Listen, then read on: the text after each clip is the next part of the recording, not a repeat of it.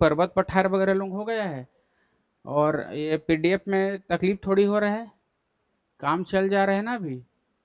क्या है, टाइम लग रहा है ना, अकेले इंसान कितना क्या करे। ठीक है,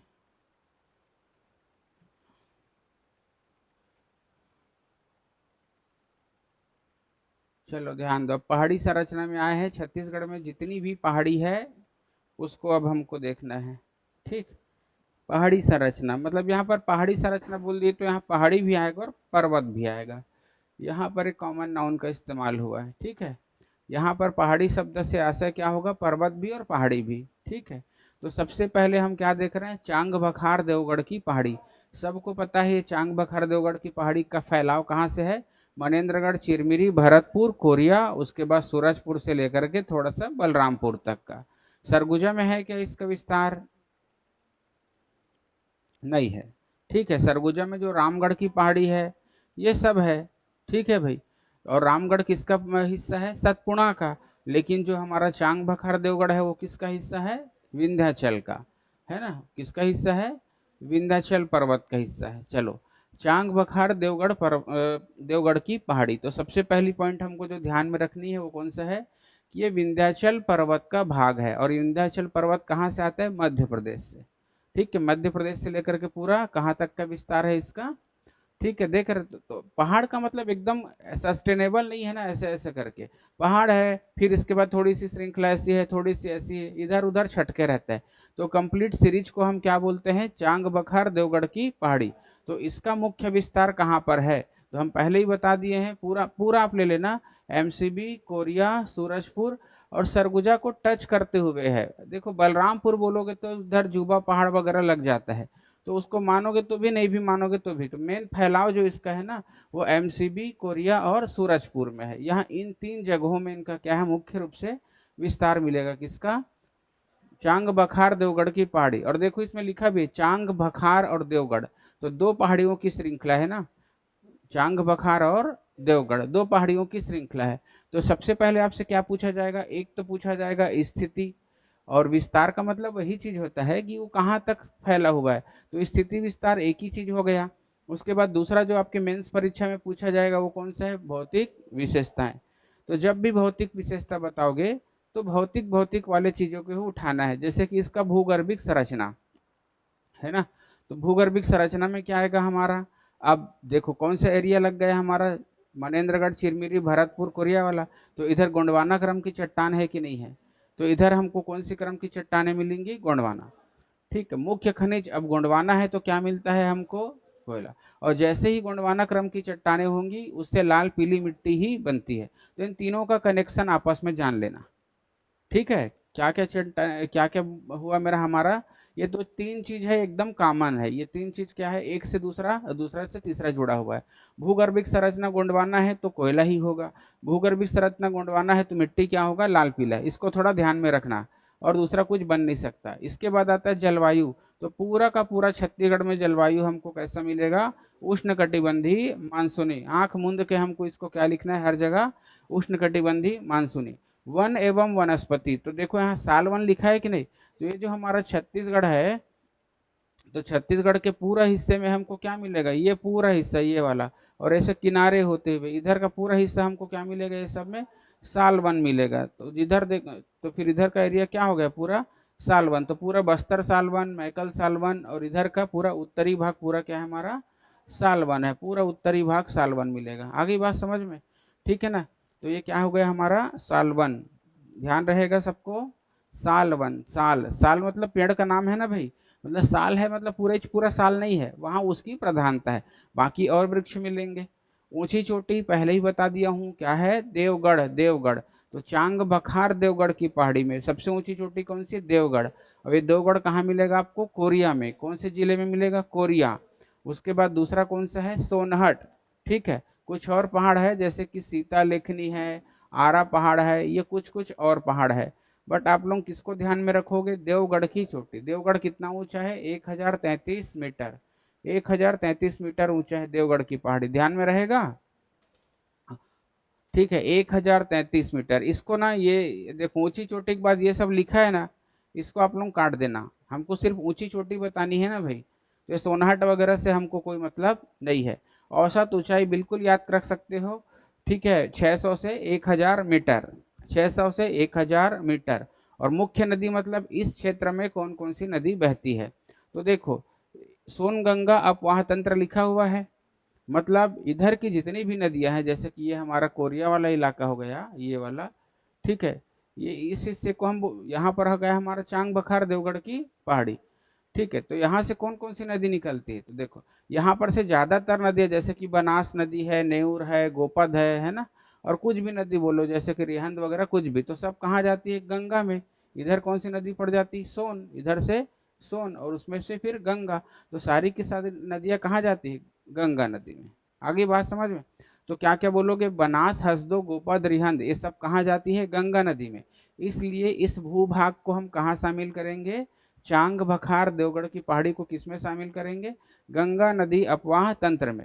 या फिर ऐसा भी बोल सकते हैं कि ये जो पहाड़ी है किनके किनके मध्य जल विभाजक का कार्य करता है, तो बोल देना इधर ऊपर में गंगा, ये पहाड़ी हो गए ना भाई, तो इधर से हमारा गंगा नदी अपवाह तंत्र और नीचे में महानदी अपवाह तंत्र। क्योंकि एक चीज देखे हो, यहाँ से हमारी हसदो नदी नीचे जाती है और ज्यादातर सबनी नदियां किधर जाता है, तो उत्तर का जो ढलान है वो उत्तर में बह गया, जो दक्षिण का ढलान है वो दक्षिण में आ गया। तो किन दो तंत्रों के बीच में विभाजन का काम किया, महानदी और गंगा नदी, ठीक है। जल विभाजक ये लिखा भी हुआ है, समझ आ गया।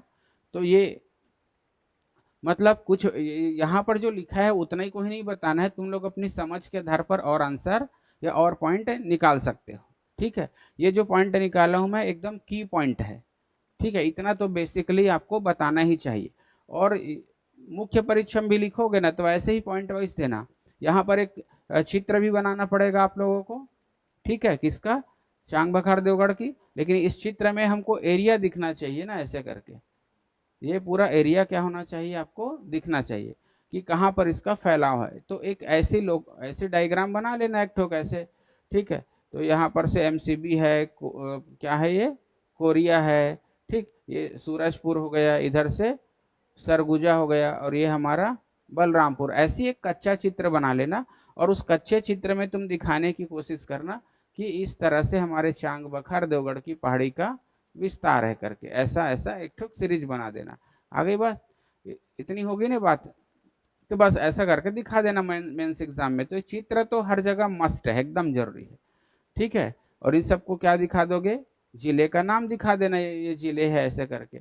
और ज़्यादा ही दिखाना है तो इसमें क्या कर दो, एक नदी निकाल दो यहाँ से, ऐसे मेन नदी को, हसदो को, इधर से बनास को निकाल दो, ये इसको बोल दो आप गोपद वगैरह निकाल दो, इधर क्या कर दो आप, जहाँ से जाता है वैसे हसदो, जैसे एक्चुअल में तो ऐसे जाएगा ना, तो जैसे जाता है वैसे निकाल दो, जिससे सामने वाले चेक करने वालों को एकदम क्लियर हो गया है कि हाँ यार ये चांग बखार देवगढ़ की पहाड़ी है, इसका विस्तार यहाँ तक बताया है, और ये नदी बता दिया, ऊपर में गंगा उपवाह तंत्र, नीचे में क्या लिख दोगे। तो इस चित्र में ही आपकी सारी बातें क्या हो जाएगी, स्पष्ट दिख जाएगी। तो जितना क्लियरिटी के साथ सामने वाले को आंसर दिखेगा, मार्क्स तो देगा ही ना वो। लेकिन इस तरह से कलरफुल पेन का इस्तेमाल नहीं करना है, यदि काला पेन इस्तेमाल किए तो काला, और नीला किए तो फिर नीला। तो मेरे ख्याल से उतना कोई बड़ा भारी चीज अब नहीं लग रहा होगा, पढ़ने का आदत हो गया तो, ठीक है। चलो अगला देखते हैं हम, रामगढ़ की पहाड़ी। तो रामगढ़ की पहाड़ी का विस्तार कहाँ है भाई, सरगुजा जिले में। कौन सी जिले में है हमारा, सरगुजा। अब देखो स्थिति, जैसे कि यहाँ पर एक डायरेक्शन लिखा है, उत्तर दक्षिण पूरब पश्चिम, तो हम उसको कहाँ पर पढ़ रहे हैं इतना तो हमको पता है। छत्तीसगढ़ के संदर्भ में अगर देखें तो उत्तर है कि दक्षिण है, पूरब है कि पश्चिम है, ऐसे क्लियर हो जाता है कि नहीं हो जाता है, तो आराम से बता पाओगे ना। जैसे कि चांग बखार देवगढ़ की पहाड़ी कहाँ पर है, तो आप क्या बता नहीं पाओगे उसको कहाँ है, बहुत आराम से बता दोगे ना कि कहाँ पर है करके। कहाँ पर है बताओ, उत्तर दक्षिण पूरब पश्चिम, क्या लगता है आपको कहाँ पर है वो। चलो इसी नक्शे को ले लेता हूँ फिलहाल।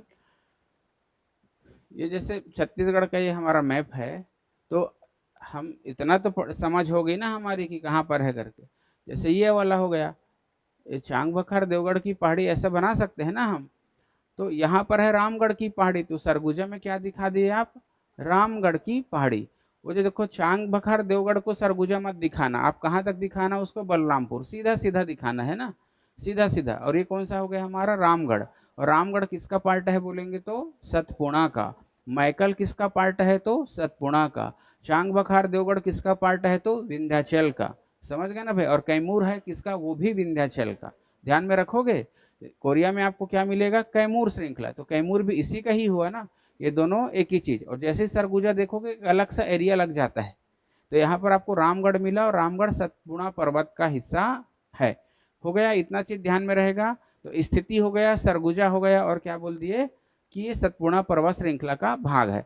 अब चूंकि देखो रामगढ़ की पर्वत है, ठीक है, तो आप इसमें और क्या क्या बता सकते हो? जैसे सब में बताते हो ना, एक आप औसत ऊंचाई बता सकते हो ना भाई, बिल्कुल। इसमें यहाँ की भूगर्भिक संरचना बता सकते हो, ठीक है। तो जो जो जानकारी वहां पर है वैसी वैसी जानकारी यहाँ पर बता सकते हो, लेकिन सब में वो विशेषताएं निकल के आए जरूरी नहीं है। तो देखो, तो अब मेंस परीक्षा में कभी कभी हो सकता है कि ये ज्यादा मार्क्स का आ जाए, और आपको भौतिक विशेषता पूछा है तो आपको भौतिक ही बताना है ना। अब रामगढ़ की पर्वत की विशेषता बोलोगे तो पुरातात्विक और धार्मिक बड़ा महत्व है, क्योंकि इसमें सीता बेंगरा, लक्ष्मण बेंगरा, झापी बेंगरा, फुलसुंदरी गुफा, ये सारी गुफाएं बहुत सारा मिल जाता है। लेकिन वो पुरातात्विक, ऐतिहासिक या धार्मिक महत्व है, तो क्या आप उसको यहाँ पर लिख सकते हो? क्या नहीं लिख सकते। लेकिन हमारे जो बुक वाले लोग हैं ना, भूगोल में किस विशेषता को लिख देते हैं? पुरातात्विक, ऐतिहासिक, ये सब चीज को। गलत है कि नहीं है? तो जब आपको भौतिक विशेषता बोला है तो भाई भौतिक दो, वो तो आपकी पर्यटन में आ जाएगा ना। वो सब बात किस में आ जाएगा? पर्यटन में। तो हमको पर्यटन की दृष्टि से अलग हो जाता है ना भाई। पर्यटन की दृष्टि से भी लिखना है तो प्राकृतिक वाली बात लिखोगे, लेकिन वो कहीं ना कहीं हमारी आर्थिक या मानवीय गतिविधि हो गई ना। और यहाँ पर क्या पूछता है? केवल भौतिक, तो भौतिक बताना है, ठीक है। तो इस पहाड़ी में ज्यादा कुछ नहीं है, बस इतना ही चीज है। और कभी भी ऊंचाई वगैरह रहेगा तो बोल देना, 600 से 900 मीटर औसत ऊंचाई है। जलवायु कैसी है? उष्णकटिबंधीय, मानसूनी है। इस टाइप की एक्स्ट्रा बातों को लिखने की कोशिश करना, चित्र बनाना, और कहाँ पर है उसका लोकेशन इसको शो कर देना। हो गया, इससे ज्यादा और कम हमको कुछ नहीं लिखना है। आ गई बात। चलो देखो इसको, कैमूर पर्वत श्रृंखला, इसके बाद कौन सा हो जाता है? कैमूर पर्वत श्रृंखला। तो कैमूर पर्वत श्रृंखला का विस्तार कहाँ है? तो ये हमको मिल जाएगा, देखो पुराना वाला तो क्या है? कोरिया है। लेकिन नए हिस्से में क्या बोलोगे आप लोग? भाई यहाँ से तो दो जिले बन गए हैं ना ये टूट के, यहाँ से ये ऐसा। तो एकदम नाप के पहाड़ तो कोरिया में नहीं है। ज्यादातर विस्तार इसका कहाँ है? कोरिया। और थोड़ा सा विस्तार कहाँ है इसका? मनेन्द्रगढ़ में। तो दो जिलों में इसका विस्तार बता दो। विस्तार मतलब कहाँ तक फैला है। स्थिति तो ऐसी क्लियर हो गई। बताओ ना, ये उत्तर में मिल रहा है कि किधर मिल रहा है? यहाँ पर आएंगे तो दक्षिण दक्षिण लिख देंगे, इधर आएंगे तो उत्तर, मैकल आएंगे तो पश्चिम लिख देंगे भाई। वो तो उतना तो समझ हमको हो ही जाएगा ना। और एक इसका पार्ट है बोला हूँ, विंध्याचल पर्वत श्रेणी का। तो देखो यहाँ पर इस नक्शे में हम विंध्याचल पर्वत, जो कि गुजरात से लेकर के मध्य प्रदेश, पूरा उत्तर प्रदेश, बिहार तक जाता है कि नहीं जाता है ना। तो इसी का पार्ट है, विंध्याचल पर्वत श्रृंखला का पार्ट है कौन सा? चांग बखार देवगढ़ की पहाड़ी और कैमूर श्रृंखला। जबकि इसके नीचे में हमारा क्या पड़ जाता है? विंध्याचल पर्वत श्रेणी। अब ये चित्र को एकदम स्टैंडर्ड नहीं है, ठीक है। क्या पड़ जाता है? सतपुड़ा पर्वत श्रृंखला। तो सतपुड़ा में ही हमको मैकल लग जाता है, और कौन सा? रामगढ़ की पहाड़ी। तो चित्र देखो, एकदम चित्र मैप नॉट स्केल भाई, पहले मैं बोल देता हूँ ये स्केल पर आधारित नहीं है। थोड़ा ढंग से बना लेना तो पता चल जाएगा। जैसे कि भारत के संदर्भ में बनाएंगे हम,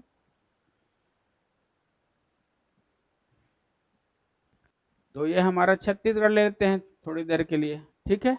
तो ये हमारी कौन सी पहाड़ हो गई? विंध्याचल। और उसके ठीक नीचे हमारा क्या आ जाता है? सतपुड़ा। आ गया ना, ये सतपुड़ा। क्लियर हो गया।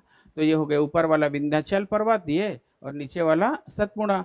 तो हम रामगढ़ को और किसको? मैकल को किस में लेंगे? सतपुड़ा में। और चांग बखार देवगढ़ की पहाड़ी और कौन सा? कैमूर को, इसको किसका पार्ट लोगे? ठीक है। तो इतना तो क्लियर है ना आप लोगों को, क्योंकि विंध्याचल पर्वत, सतपुड़ा पर्वत, कहाँ से कहाँ तक इसका विस्तार है, पूरा भारत के भूगोल में पढ़ लिए हो, ठीक है। तो चलो बस देखो, यहाँ पर हो सकता है चित्र चित्र आपको एकदम स्केल पर आधारित नहीं है ना, सिर्फ समझाने के लिए कच्चा चित्र है ये। तो आप भी मुख्य परीक्षा में बैठे रहोगे तो कच्चा ही चित्र बनाओगे ना, आपको स्टेंसिल रहेगा नहीं, कुछ भी रहेगा। बस आपको ध्यान में रखना है, ताकि चित्र के माध्यम से वो क्या रहता है, बढ़िया से याद हो जाता है। एक बार पूछा भी गया है कैमूर पर्वत श्रृंखला किसका भाग है करके देखो, प्री 2017 लिखा है कि नहीं लिखा है। रामगढ़ की पहाड़ी कहाँ है करके पूछा होगा एक आध बार, तो प्री 2015। तो यहाँ पर हम सिर्फ और सिर्फ सीजीपीएससी के क्वेश्चन को हाईलाइट कर रहे हैं, बाकी व्यापम वगैरह इधर उधर कुछ नहीं कर रहे हैं, क्योंकि वो सब बच्चा एग्जाम है ना इसके सामने। चलो आगे देखो, अब सबसे बड़ी या लंबी, छत्तीसगढ़ के सबसे लंबी पर्वत श्रृंखला कौन सी है बोलोगे तो मैकल पर्वत श्रृंखला, ठीक है, जो कि पश्चिमी उच्च भूमि में ही पड़ेगा। महानदी के बेसिन के चारों ओर उच्च भूमि है, उत्तर दक्षिण पूरब और पश्चिम। तो पश्चिम में पूरा मैकल आ जाता है, उत्तर में पेंड्रल उर्मी का पठार आ जाता है, छुरी उदयपुर की पहाड़ी, और इधर चंवर ढाल लग जाता है। नीचे जाओगे तो दुर्ग उच्च भूमि, या उसी को हम दुर्ग राजनांदगांव उच्च भूमि, और साइड में पूर्वी उच्च भूमि, जिसको हम रायपुर से क्या बोल सकते हो भाई, धमतरी महासमुंद की उच्च भूमि, या फिर रायपुर उच्च भूमि। अलग अलग है, तो पूरा चीज तो क्लियर है। तो ये कौन किस में आएगा, पश्चिम में। तो ये किसका भाग है, हम पहले ही बता दिए थे, सतपुड़ा पर्वत श्रृंखला का। लेकिन देखो सतपुड़ा का कौन सा भाग, पूर्वी, क्योंकि ये सतपुड़ा ऐसे फैलाव है भाई, ठीक है। तो यहीं पर हमारा क्या मिल गया, ये मैकल। तो बताओ पूर्वी भाग हुआ कि नहीं हुआ। तो हमारे कई ऐसे भूभाग है जिसका संबंध अन्य राज्य या भारत के अन्य भूभाग से है, जैसे कि बघेलखंड का पठार का पूर्वी बघेलखंड का, जसपुर सामरी पाठ किसका है, छोटा नागपुर के पठार का, मैकल किसका हिस्सा है, सतपुड़ा का, ठीक है, मैकल किसका है, सतपुड़ा का, चांग बखार देवगढ़ की पहाड़ी किसका है, विंध्याचल का, रामगढ़ किसका है, सतपुड़ा का, कैमूर किसका है, विंध्याचल। तो कई ऐसे भूभाग है ना जो हमारे अन्य राज्य या भारतीय भूभाग से संबंधित है कि नहीं है। तो ऐसी चीजों को ज्यादा परीक्षा में पूछ लिया जाता है। अब इसका विस्तार देखोगे तो पूरा ऊपर से लेकर नीचे तक, गौरेला पेंड्रा मरवाही में तो रहेगा ही रहेगा, ठीक है, गौरेला पेंड्रा मरवाही। ये देखो यहाँ से इसका विस्तार कहाँ मिलेगा, ये पूरा गौरेला पिंडरा मरवाही से लेकर के हमारा मोहला मानपुर अम्बागढ़ चौकी तक, इतने लंबे। अभी तो बहुत सारे जिले में बदल गए हैं ना, इधर से हो गया मोहला, इधर से हो गया राजनांदगांव, और उसके बाद खैरागढ़ छुईखदान गंडई, उसके बाद कवर्धा है, फिर ये मुंगेली लग जाता है हमारा, उसके बाद गौरेला पिंडरा मरवाही। तो इतने जिलों में एकदम तलवार की तरह क्या है, ये फैला है। जब इसका चित्र बनाएंगे ना तो ऐसा लगता है मान लो कि तलवार ऐसा घुमा हुआ है करके, तलवार की आकृति में है। कौन सा चीज, मैकल पर्वत श्रृंखला किसकी आकृति में है, तलवार की आकृति में, ध्यान में रहेगा। चलो सीमा निर्धारण, किन किन राज्यों के मध्य सीमा निर्धारण करता है, तो मध्य प्रदेश और छत्तीसगढ़। जैसे ही इसको पार करके चले जाओगे तो उधर क्या पड़ जाएगा आपको, मध्य प्रदेश, पूर्वी ढाल पर छत्तीसगढ़, पश्चिमी ढाल पर मध्य प्रदेश। अब बात आती सीमा निर्धारण, तो जल विभाजन करेगा। इस पर्वत के कारण, देखो इस पर्वत के कारण क्या होगा, यहाँ से निकलती है हमारे बंजर और ताड़ा, तो ये किस में आ जाती है, नर्मदा नदी में। लेकिन इसके जितने भी पूर्वी ढाल पर है वो सब किस में जाता है, शिवनाथ नदी में। तो अल्टीमेटली शिवनाथ किस में जाता है, महानदी में। तो महानदी और नर्मदा नदी अपवाह तंत्र के मध्य जल विभाजन का काम कौन किया। अगर ये मैकल नहीं होता तो हो सकता है इधर की नदी उधर बह जाती, ठीक है। तो इतना चीज समझ आ गया ना। दूसरा देना दीपक इसको,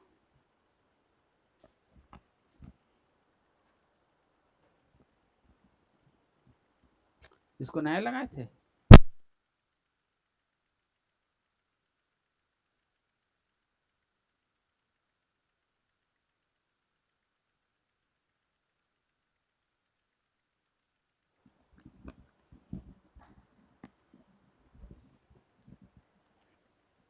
सीमा निर्धारण समझ आ गया, किसके किसके मध्य करेगा, एमपी और, देखो इसको याद करने की जरूरत नहीं, चित्र में ही दिखेगा। ये किसमें दिखता है भाई, स्पष्ट चित्र में ही। जल विभाजक नर्मदा और महानदी अपवाह तंत्र के मध्य, तो ये भी क्लियर दिखेगा। जब आप लोग महानदी अपवाह तंत्र पढ़ लोगे और नर्मदा नदी अपवाह तंत्र, तो ये अपने आप जान जाओगे कि मैकल श्रेणी किसका किसका जल विभाजन करता है करके, स्पष्ट हो जाएगा ना। अब आती ही भौतिक विशेषता, तो जब भी भौतिक विशेषता आती, भौतिक वाली बात कर लो, भूगर्भिक संरचना, तो इधर हमको ज्यादातर दक्कन ट्रैप और धारवाड़ क्रम की चट्टानें ही मिलेगी। अब देखो ये कैसे लॉजिक लगाओगे, क्योंकि मैकल सीरीज में हमको क्या क्या मिल जाता है, लोहा। मैकल सीरीज में लेटराइट क्रम की चट्टानें मिलती है, मैकल श्रेणी में हमको दक्कन ट्रैप मिलता है, मैकल श्रेणी में ही हमको बॉक्साइट मिलता है। तो बॉक्साइट है तो दक्कन ट्रैप हो जाएगा, धारवाड़ है तो लौह अयस्क, तो ये दोनों खनिज मिल जाता है। और हमको क्या मिल गया, ठीक है। तो दक्कन ट्रैप की चट्टान हो गई और धारवाड़। दक्कन ट्रैप है तो हमको बॉक्साइट तो मिलना ही है, धारवाड़ है तो हमको लौह अयस्क का मिलना ही है। जब दक्कन ट्रैप है तो हमको लेटराइट सॉइल ही बनेगा। कौन सी सॉइल बनेगी? लेटराइट। और इसकी ढलानों पर देखो, पर्वत श्रृंखला पर बोलोगे तो लेटराइट ही मिलेगा, लेकिन इसकी ढलानों पर आ जाओगे, नीचे उतर जाओगे जैसे कि कवर्धा वगैरह, तो उधर आपको काली मिट्टी मिलेगी। लेकिन हमको पहाड़ का बताना है, इसलिए सिर्फ क्या बोलोगे? लेटराइट। ठीक है। जलवायु तो परमानेंट वही है आपका, उष्णकटिबंधीय मानसूनी। ऊंची चोटी कौन सी है? बदरगढ़। ये बदरगढ़ की एक्चुअल पोजीशन को है ना, छत्तीसगढ़ गवर्नमेंट का रेवेन्यू डिपार्टमेंट भी नहीं बता सकता, तो मैं कैसे बताऊं? ठीक है। तो ब्रिटिश काल में इसका सर्वे हुआ है, और उसके बाद रेवेन्यू डिपार्टमेंट के पास कोई इसका डाटा नहीं है कि एक्चुअल पोजीशन इसका कहाँ है। तो अंग्रेज जो बता के चल दिए वही हम लिख रहे हैं। अब सोचो धिक्कार है कि नहीं है कि इन लोग बदरगढ़ का पता नहीं लगा पा रहे हैं। हाँ, कहाँ लगा रहे हैं बदरगढ़ का पता? इन लोग कुछ नहीं कर सकते, इन लोग सिर्फ हवा कर सकते हैं। और अभी तो इसकी पोल खुली हुई है, देखे हो ना, इलेक्शन कमीशन ऑफ बीजेपी। कौन इंडिया की बात करते हैं यार तुम? न्यूज में देखते ही नहीं लगते। इलेक्शन कमीशन ऑफ, इसका नया नाम है भाई, कोई इसको इंडिया बोलना गलत है। इंडिया के लिए काम कर रहा है, लोकतंत्र की मर्डर कर रहा है ये। ठीक। कैसे आप उसको इलेक्शन कमीशन ऑफ इंडिया कहे? हमको तो शर्म आती है। अब उसी एक उसके आदमी को वो डिजिटल डाटा देता है, और राहुल गांधी जी को कैसे डाटा देता है ट्रैक्टर में भर के पूरा। तो कैसे इसको डिकोड करेगा भाई? जब डिजिटल इंडिया की बात कर रहे हो तो कहाँ गई आपकी डिजिटल इंडिया? कहाँ गई आपकी? बहुत खतरा है, बहुत ज्यादा। ये सब गलत हो रहा है देश में। चलो आगे देखते हैं उसको, संविधान में बात करेंगे, है ना, अभी भूगोल की है तो ज्यादा इधर उधर नहीं होते। फिर क्लास डाइवर्ट हो जाएगा। अब देखिए, देश में घटनाएं घटेगी तो हम इन जो अपराध हो रहा है, गलत हो रहा है, उसको देख के चुप कैसे रहें? पढ़े लिखे इंसान है, समझ है तो बोलते हैं, नहीं समझ होती तो कुछ बोलबे ही नहीं करते, है ना भी, कुछ बोलते क्या? तो परेशानी ये है ना, और कुछ नहीं है। इलेक्शन कमीशन ऑफ इंडिया किसी का नहीं होता भाई, उसको एक स्वतंत्र एजेंसी है, वो संविधान ने उसको पावर दिया है। लेकिन आप किसके अंडर में काम कर रहे हैं? आज भी मुझे ऐसा लगता है ना, टीएन सेशन की कमी आज भी खलती है। ठीक है, अब एकदम बायस हो चुके हैं, क्या बोलोगे, अब किसी पर भरोसा नहीं रह गया है। चलो, भूगर्भिक संरचना तो क्या बोलोगे? दक्कन ट्रैप और धारवाड़। खनिज बोलोगे तो बॉक्साइट और लौह अयस्क। मिट्टी बोलोगे तो लेटराइट। और हमारा जो क्लाइमेट है वो परमानेंट कौन सा है? विष्ण उष्णकटिबंधीय जलवायु। यहाँ पर एक चीज लिखा हुआ है, वृष्टि छाया प्रदेश। तो मैकल थोड़ी वृष्टि छाया प्रदेश है, मैकल का पूर्वी ढाल है। जैसे अगर आप बोलोगे ये हो गई हमारी मैकल पर्वत श्रृंखला, तो मैकल पर्वत श्रृंखला वृष्टि छाया प्रदेश नहीं है। मैकल के पूर्व में ये जो एरिया है हमारा, है ना, खैरागढ़, छुई खदान और गंडई, और क्या बोलोगे? कवर्धा। कवर्धा के बाद इधर बेमेतरा, और इसका विस्तार ले लो थोड़ा सा बलौदा बाजार तक। तो मेनली बोलोगे तो वृष्टि छाया प्रदेश अगर बोला जाए मुख्य रूप से, तो ये हमारा वृष्टि छाया प्रदेश है। इसका हल्का असर हमारे कहाँ तक रहता है? बेमेतरा तक। तो ये वृष्टि छाया, मतलब इसकी वजह से यहाँ पर क्या नहीं गिरती? पानी नहीं गिरती, क्योंकि अरब सागर की जो ब्रांच आती है वो इसकी ढलानों पर ही पानी गिरा देती है ज्यादातर। कहाँ गिरा देगी? ढलानों पर। और रहा सवाल बंगाल की खाड़ी की शाखा से आने वाली, तो ये भी यहाँ से यू टर्न ले लेता है, जिसके कारण न तो इसको बंगाल की खाड़ी से पानी मिलता मिलता है और न ही अरब सागर से। इसके कारण पर यहाँ पर क्या बन जाता है? वृष्टि छाया, है ना। वृष्टि छाया तो समझ गए, छाया किसको बोलते हैं? तो वृष्टि हो रही है तो वहां पर शेडो बन गए, मतलब वहां पानी नहीं गिरेगा, ड्राई हो जाता है। तो ये वृष्टि छाया प्रदेश में मैकल नहीं आएगा, मैकल का पूर्वी ढाल आएगा। आगे बात यहाँ तक क्लियर हो रहा है ना? ठीक है। बदरगढ़ तो सबसे ऊंची चोटी क्या बोलोगे इसकी? बदरगढ़। प्रमुख नदियां तो भाई बिल्कुल बंजर और ताड़ा, बंजर और ताड़ा। और दोनों दोनों जाकर के कहाँ मिल जाती है? नर्मदा में। देखो, अमरकंटक की पहाड़ी से, ठीक, इधर हमारा गौरेला पेंड्रा मरवाही हो गया, और इधर मध्य प्रदेश का क्या लग जाता है? अनूपपुर जिला। तो अनूपपुर जिले से हमारी कौन सी नदी निकलती है? ये अमरकंटक की पहाड़ी से नर्मदा नदी। और हमारे यहाँ देख लो कौन सी? ताड़ा। और कौन सी नदी बहती है? बंजर। तो ये दोनों जाके कहाँ मिल जाता है? नर्मदा नदी में। बंजर और ताड़ा जाके कहाँ मिल जाएगा? नर्मदा में। तो ये जो है किसको किसको बांटी है ये, नर्मदा नदी अपवाह तंत्र और महानदी तो मैकल श्रेणी के पश्चिमी ढाल से बंजर और ताड़ा, लेकिन पूर्वी ढाल से बोलोगे तो भी बहुत सारी नदी निकलती, हाफ नदी, है ना। और यहाँ पर हमारे खैरागढ़ छुई खदान में मुस्का, पिपरिया, आमनेर, ढेर सारी नदी है ना भाई, तो ये सारी नदियां निकलती, तो आप किसी एक नदी को नहीं बोल सकते बंजर और ताड़ा करके। तो वो तो पश्चिमी ढाल से निकला, और पूर्वी ढाल से क्या निकला, आमनेर, पिपरिया, मुस्का, सुरही नदी, है ना भाई। और ये एक तुम्हारा क्या नाम है, हाफ नदी, ये सब नदी कहाँ से निकलता है, पूर्वी ढाल से, तो ये सब भी आएगा। तो इसका ढाल किधर है, देखो पश्चिम से पूर्व की ओर, मतलब छत्तीसगढ़ की ओर। मतलब कि अगर मध्य प्रदेश से चढ़ोगे तो ज्यादा ऊंचा आपको नहीं मिलेगा। ये हो गया एमपी, मान लेते हैं इधर का एरिया कौन सा है, मध्य प्रदेश, ठीक है। और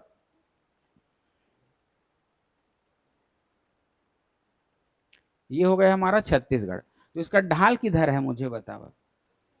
तो जैसे ही आप लोग मैकल पर्वत में जाओगे, ठीक है, और उसके बाद फिर कवर्धा से जाओगे बोडला, और बोडला के बाद फिर चिल्फी घाटी होते हुए जब ऊपर चढ़ोगे तो ऊपर में आपको पठार लग जाएगा, फिर से नीचे नहीं उतरेगा, ऐसा हो जाता है पठारी एरिया।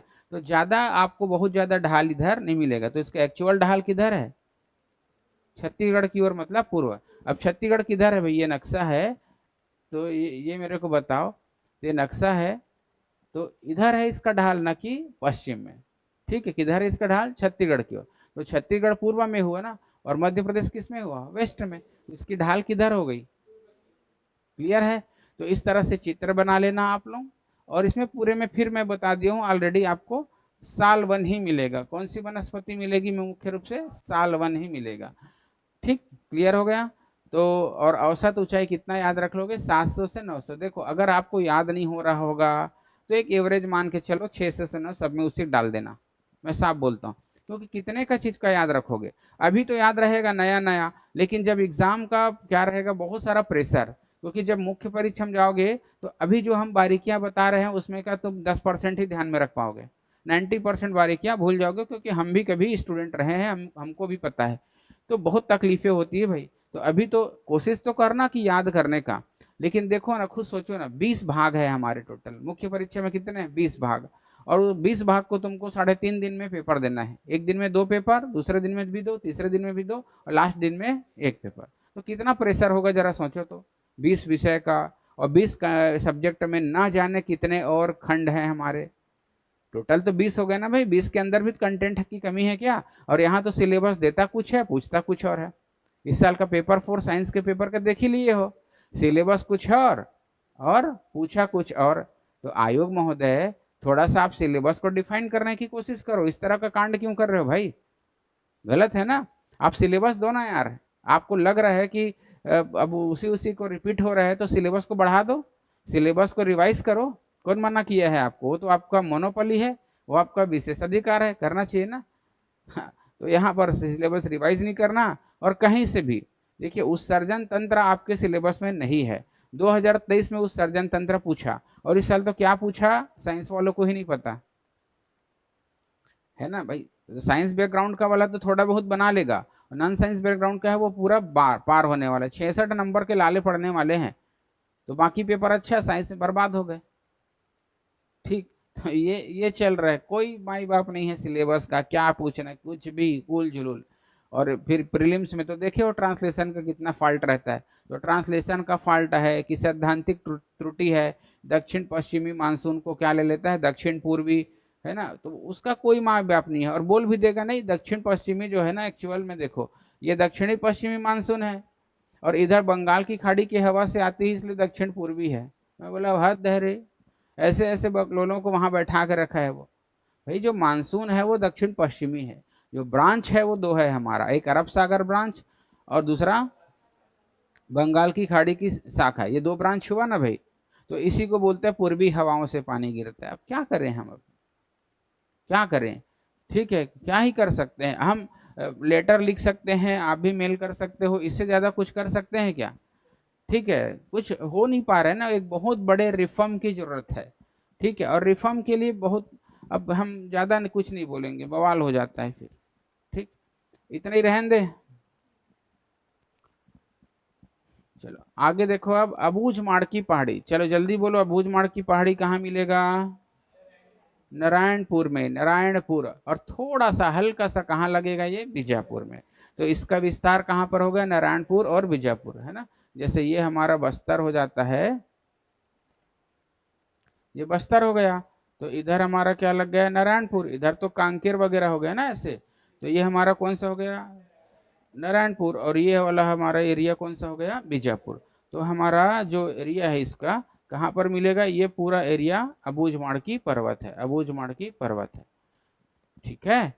अबूझमाड़ तो कहाँ कहाँ विस्तार है? बीजापुर और नारायणपुर। तो मुख्य विस्तार इसका कहाँ है बोलेंगे तो नारायणपुर में, ठीक है। तो एरिया अब कौन सा हो जाएगा? तो दक्षिण पश्चिम हो रहा है कि नहीं? सब जगह अपने को चित्र चाहिए, बिना चित्र के कोई काम नहीं चलने वाला, छत्तीसगढ़ हो चाहे किसी भी भूगोल में। तो ऐसा चित्र आप लोग बना लेना। देखो कितना टाइम लगा, विद इन 1 सेकेंड हो जाता है कि नहीं हो जाता है? उससे ज्यादा टाइम लग ही नहीं रहा है यार। और तुम्हारे दिमाग में होना चाहिए ना सब चीज, तो अपने आप हाथ का फ्लो ऐसा चला जाएगा। आपको एकदम से नाप के थोड़ी बनाओगे, ज्यादा सोचना नहीं है, एक अच्छा चित्र है ये। और समझ तो आ रहा है ना तुमको? तो नारायणपुर है और बीजापुर, इन दोनों जगहों में किनका विस्तार? अबूझमाड़ की पहाड़ी का।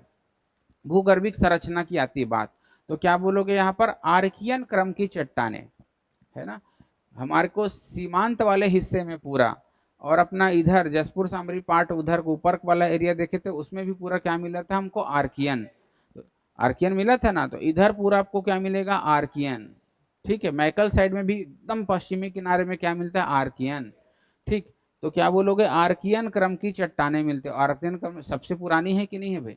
सबसे पुरानी चट्टान कौन सी है? आर्कियन।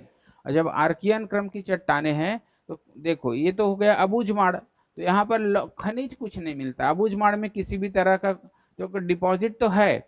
जब लौह अयस्क बोलोगे तो आपको धारवाड़ बोलना पड़ेगा, और जब जैसे ही तुम धारवाड़ बोलते हो तो यहाँ पर क्या लग जाता है? दंतेवाड़ा। दंतेवाड़ा में हमको मिलता है बैलाडीला, ठीक है, बड़े बचेली और किरंदुल। तो इन पहाड़ों में हमको धारवाड़ क्रम की चट्टानें मिलती है। और छत्तीसगढ़ की सबसे प्राचीन चट्टान, जो प्राचीन पर्वत है, तो कौन सा है वो?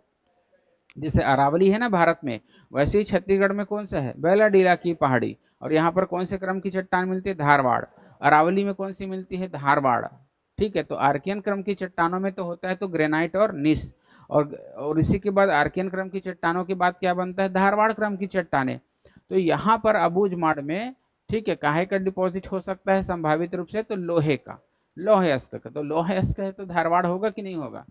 चलो आगे देखो, वनस्पति। वनस्पति में पहले ही बोल दिया हूँ भाई, क्या मिलेगा यहाँ पर हमको? साल, साल मिलेगा। औसत ऊंचाई इसकी कितनी है? 600 से 800।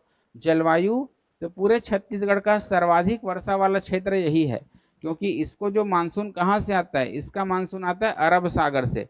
तो 10 से 15 जून के आसपास यहाँ पर अरब सागर शाखा से क्या आने वाली है? मानसूनी हवाएं। और यहाँ पर खूब वर्षा कराती है, कितना सेंटीमीटर? 187। और इतना ज्यादा पानी कहीं नहीं गिरता छत्तीसगढ़ में, इसलिए अधिक वर्षा के कारण इसको काहे की उपमा दिए हैं? छत्तीसगढ़ का चेरापूंजी। और चेरापूंजी तो जानते हो, अभी तो मानसून राम है, लेकिन इससे भी ज्यादा कहाँ पानी गिरता था? कभी चेरापूंजी में। इसलिए पहले से नाम पड़ा हुआ है तो आज भी नाम पड़ा हुआ है। तो छत्तीसगढ़ की चेरापूंजी बोलो या छत्तीसगढ़ की मौसिन राम बोलो, दोनों एक ही है। अभी चेरापूंजी तो भी समझ जाएगा पढ़ा लिखा भूगोल का, मौसिन राम बोलोगे तो भी समझ जाएगा कि हाँ, Mohsin Ram in the sense Bharat में सबसे ज्यादा गिरने वाली क्षेत्र है, पानी गिरने वाली क्षेत्र है। तो ये भी क्या हो गया? तो इसकी तुलना हम कहाँ से कर रहे हैं? मेघालय में 3 पहाड़ी ना, गारो, खासी, जयंतिया। तो खासी पहाड़ी में हमको क्या मिलता है? मौसिन राम और चेरापूंजी। अभी रिकॉर्ड कौन बनाया हुआ है? मौसिन राम। पहले कुछ किसका रिकॉर्ड था? चेरापूंजी। हम लोग जब छोटे थे ना स्कूल लाइफ में तो चेरापूंजी पढ़ते थे, और अब जब से बड़े हो गए हैं तो मौसिन राम पढ़ रहे हैं। तो सर्वाधिक वर्षा वाला क्षेत्र हुआ। और इस क्षेत्र की खासियत क्या है पता है? ये तो देखो, अरब सागर शाखा से भी यहाँ पानी गिरता है, और बंगाल की खाड़ी की शाखा से भी यहाँ पर पानी गिरता है, दोनों ब्रांच से यहाँ पानी गिरता है, ठीक है। और दोनों ब्रांच से पानी गिरेगा तो फिर वर्षा की मात्रा तो पर्याप्त होगी ना भाई। तो दोनों से, तो छत्तीसगढ़ में सबसे ज्यादा वर्षा वाला क्षेत्र बोलोगे तो यही हो जाता है।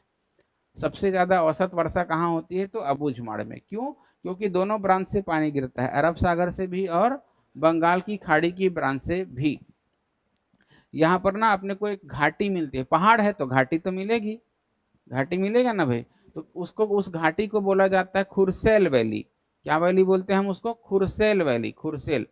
जैसे आप मैकल में जाओगे तो आपको चिल्फी घाटी मिलता है, मिलता है ना भाई। ठीक है, देखो घाटी किसको बोलेंगे? जैसे एक और मैदान है, ठीक है, एक और पहाड़ है, दूसरी ओर मैदान है बोल दो, तो दोनों के बीच का एरिया क्या हो गया? घाटी हो गया।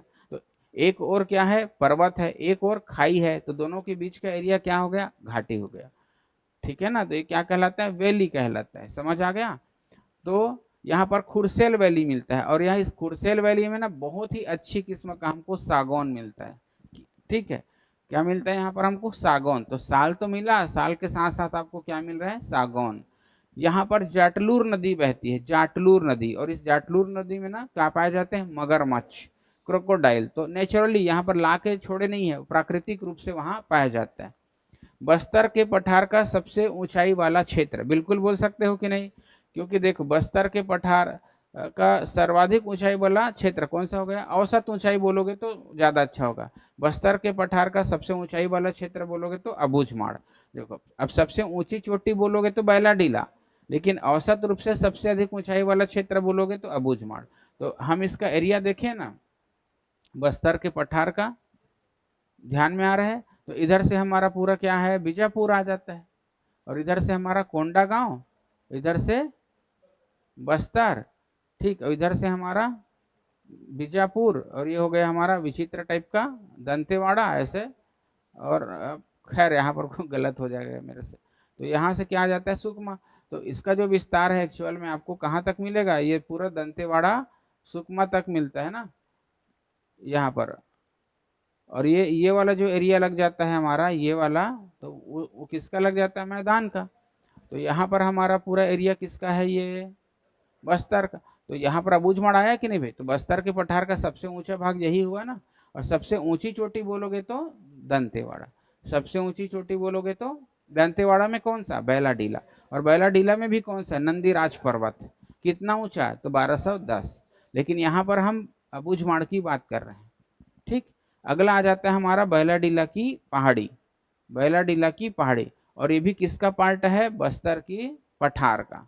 बस्तर के पठार का हुआ, दक्षिण में है, दंतेवाड़ा में स्थित है। भूगर्भिक संरचना बोलोगे धारवाड़, छत्तीसगढ़ की सबसे पुरानी चट्टान है, सबसे पुरानी पर्वत है। तो इसलिए बोल रहे हैं हम छत्तीसगढ़ की सर्वाधिक प्राचीन चट्टान, यह सबसे प्राचीन पर्वत। और प्राचीन बोल रहे तो कौन से मिलेगा? धारवाड़। देखो इग्नेयस चट्टान है, आग्नेय क्रम की चट्टान है कि नहीं? आर्कियन। तो ये मेटामॉर्फिक हो जाता है, बदल जाता है भाई। आर्कियन के बाद ही तो क्या बना है? धारवाड़ बना है। ठीक है, तो ये परिवर्तित फॉर्म में मिल रही है। खनिज, तो धारवाड़ है तो लौहयस्क होगा, इतने सारी डिपॉजिट है। औसत ऊंचाई आप देख रहे हो जितनी भी पहाड़ियों का लमसम यही आ रहा है कि नहीं आ रहा है? किसी का 600 से 800, तो किसी का 700 से 900। तो ज़्यादा स्ट्रेस मत लेना इसके लिए, क्योंकि याद होने से रहा, मेरे को तो पहले ही पता है। बाकी चीज़ तो जैसे तैसे याद हो जाएगा। एवरेज हाइट कितने का याद होगा? क्योंकि हमारे पास कोई एक दो दो भू भाग तो नहीं है।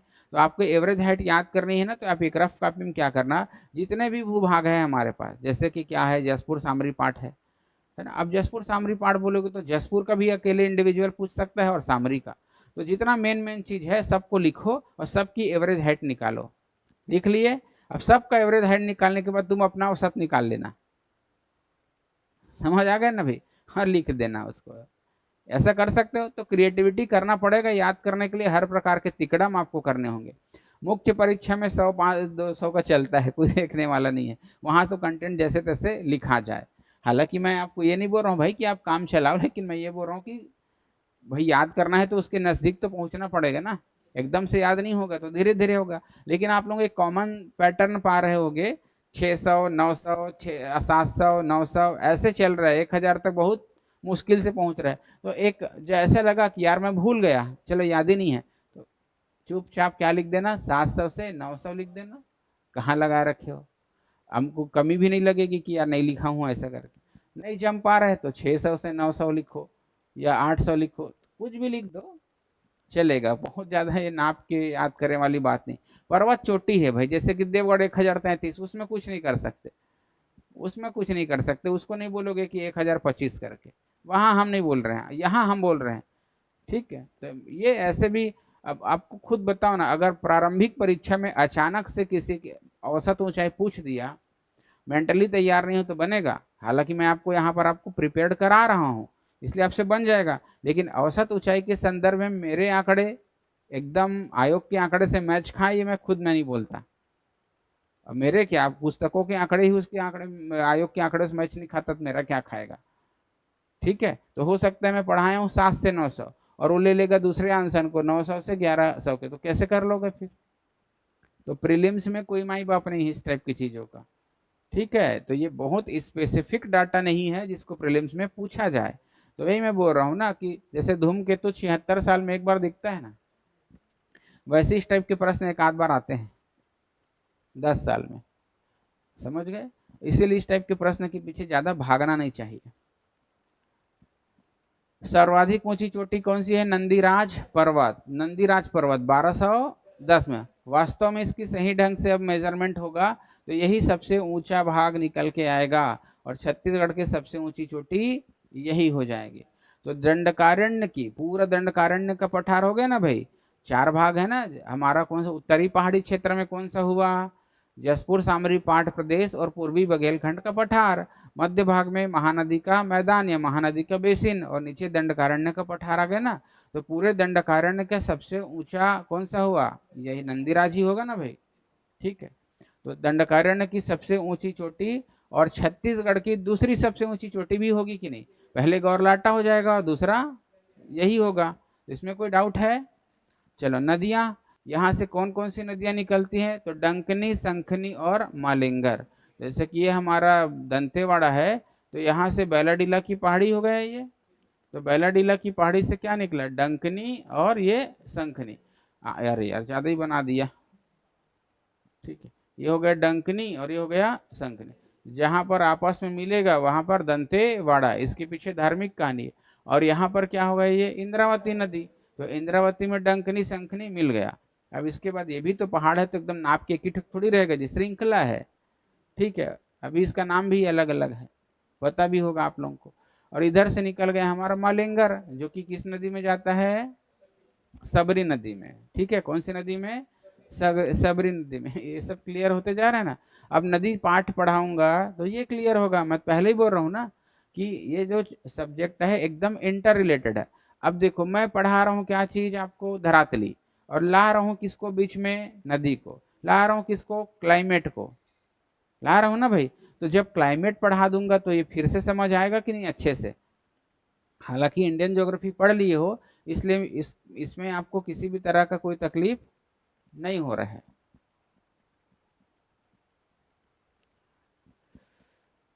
ठीक, तो बस यही है, मुख्य परीक्षा में लिखने की कोशिश करना आप लोग नंबर के हिसाब से। भाई 2 नंबर का है तो कितना लिखे? 4 का है तो 8 का है तो और 15 का है तो 10 का तो नहीं आएगा यहाँ से, क्योंकि भाग 3 है तो 10 का देखने को मिलेगा नहीं, 15 का आएगा। ठीक है, तो हम इसको बता देंगे। तो आपको क्या लगता है बैलाडीला की पहाड़ी 15 मार्क्स का आएगा? आप लोगों को भी इतना एनालिसिस कर लेना है कि यार पर्टिकुलर जो पार्ट है कि कितने का वेटेज हो सकता है। तो बहुत ज्यादा में देखो, मैक्सिमम सोचना है हमको, मिनिमम तो नहीं। मिनिमम में तो क्या सोचा सोचा आया है, उसको क्या सोचोगे आप? मैक्सिमम सोचो ना। तो मैक्सिमम मैक्सिमम आएगा तो कितने का आएगा? 8 का। ठीक है, 15 का आता है तो बड़ा दिक्कत हो जाएगा कि कौन सी मटेरियल हम इसके अंदर ले करके। लेकिन वहां पर जब देखो, अगर ऐसा हो, मैं ये नहीं बोल रहा हूँ कि भाई 15 नहीं, क्यों नहीं आ सकता, दे सकता है, लेकिन ऐसी दुर्घटना बहुत कम घटेगी। वही बोलो ना, हेली धूमकेतु वाला 76 साल में एक बार दिखता है वाला, तो वैसे एक आध प्रश्न तो होगा ही यार। इसके लिए मेंटली हम प्रिपेयर करा देंगे मेंस वाले में। ठीक, तो बैलाडीला भी पहाड़ी समझ आ गया। चलो बताओ कौन कौन सी पहाड़ी पढ़ लिए? ठीक है, कौन कौन सी पहाड़ी पढ़ लिए? चांग बखार, चांग बखार देवगढ़ की पहाड़ी पहला। दूसरा रामगढ़ की पहाड़ी, रामगढ़। तीसरा वही बताओ, वही उधर ही का कैमूर। चौथा मैकल। पांचवा अबूझमाड़, अबूझमाड़। और छठवा कौन सा? बैलाडीला। ठीक है, क्या इसके अलावा और कोई पहाड़ नहीं हो सकता? सैकड़ों पहाड़ है, लेकिन हम मेन और बड़ी को लेंगे ना भाई, बड़ी विशेषता को। कभी कभी अब कुछ चर्चा में आ जाए, जैसे कि लास्ट टाइम में हमारा एक गोल्डन बुक ऑफ उसमें आया था, मधेश्वर पहाड़ का आया था ना भाई। तो भी तो पहाड़ हुआ ना। तो जब भी कोई चीज चर्चा में आ जाए तो उसकी पूरी डिटेल कर लेना। और जब तक कोई चीज चर्चा में नहीं आ रहा है तो कॉमन को ही याद रखो। जैसे कि सीता लेखनी की पहाड़ एक बार पेपर में आया, उसके बाद उसको कम से कम 4 से 5 बार परीक्षा में पूछा है उसको। जैसे मधेश्वर पहाड़ एक बार पूछा है, अब याद तो हो गया ना भाई, दोबारा तो बन जाएगा ना कहाँ है करके। लेकिन इसको मेंस परीक्षा में पूछेगा तो आप कहाँ है बस लिख के थोड़ी काम चलाओगे। इसका डिस्क्रिप्शन पूरा लिखना पड़ेगा ना भाई, पूरा विस्तार बताना पड़ेगा, कहाँ इसका विस्तार है, कैसा है, तो उसमें फिर चालू हो जाएंगे भूगर्भिक संरचना ये वे दुनियादारी। ठीक है। तो आपका मुख्य रूप से बोलोगे तो क्या हो गया, इतनी पहाड़ हो गई, बाकी सब पहाड़ों की कमी नहीं है। अपने बलौदा बाजार में छाता पहाड़ है। ठीक है। तो ऐसे पहाड़ों की कमी नहीं है। तो कोई भी चीज अब चर्चा में आएगा, डिस्कशन में आएगा, करंट अफेयर में आएगा, समसामयिक घटनाएं बनेंगी, तब उसका डिटेल करोगे। बाकी जब तक कुछ नहीं आ रहा है तब तक ये कॉमन चीज को याद करोगे। ठीक। क्या चीज अभी आया था क्या? तो वही तो बोल रहा हूँ ना। तो चर्चा में था, गोल्डन बुक ऑफ अवार्ड मिला है कि नहीं मिला है, इसलिए पूछ लिया गया है उसको। लेकिन 2 ही नंबर का पूछा है। क्या पूछा है वैसे, मधेश्वर पहाड़ की स्थिति और भौतिक विशेषता। ये देखो हम पहले से आपको फॉर्मेट दे दिए हैं, क्या पूछेगा करके दे दिए है ना भाई। आपको कुछ और याद करवा रहे हैं क्या?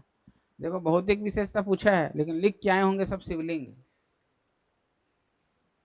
सच में तो बोल रहे हैं हम। ठीक है। माँ का फोन है यार, उठाना पड़ेगा। हेलो।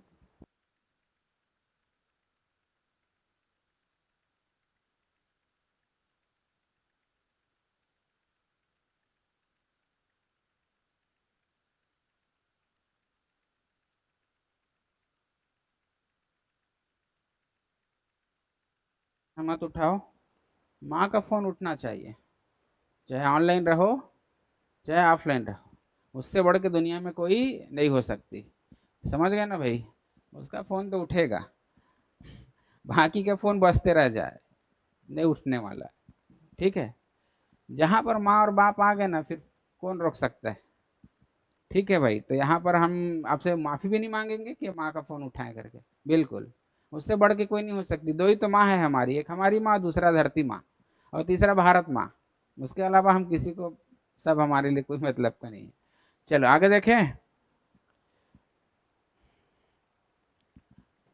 अब देखो क्या क्या पढ़ लिए संरचना में, जल्दी बोलो।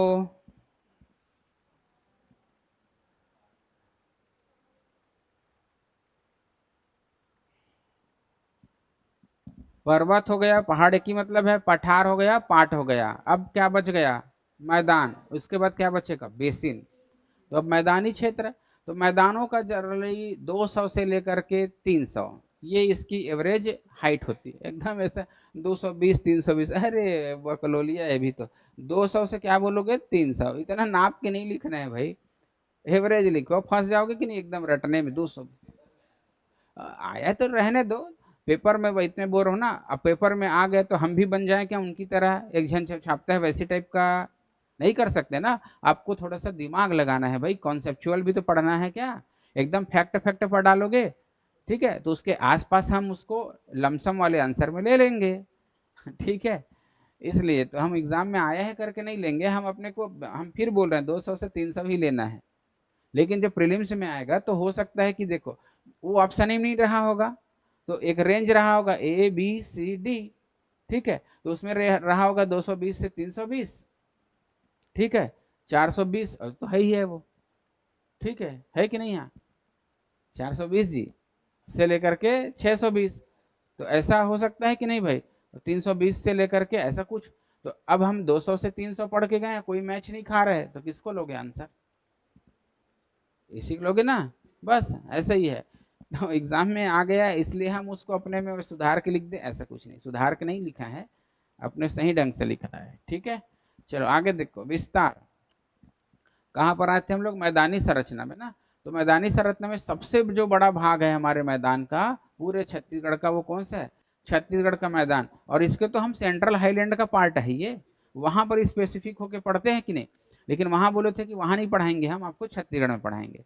तो छत्तीसगढ़ का मैदान बहुत बड़ी विशेषता है किसका भाई, छत्तीसगढ़ के एक भूभाग का। तो इसका भौगोलिक नाम क्या है, महानदी बेसिन, और आम बोलचाल में क्या बोल देते हैं इसको, छत्तीसगढ़ का मैदान। जियोग्राफिकल नेम क्या है, महानदी बेसिन। चूंकि छत्तीसगढ़ एरिया में है इसलिए हम इसको क्या बोल देते हैं, छत्तीसगढ़ का मैदान। ठीक है ना, कोई डाउट थोड़ी है, तो दोनों एक ही चीज। हाँ, क्या चीज?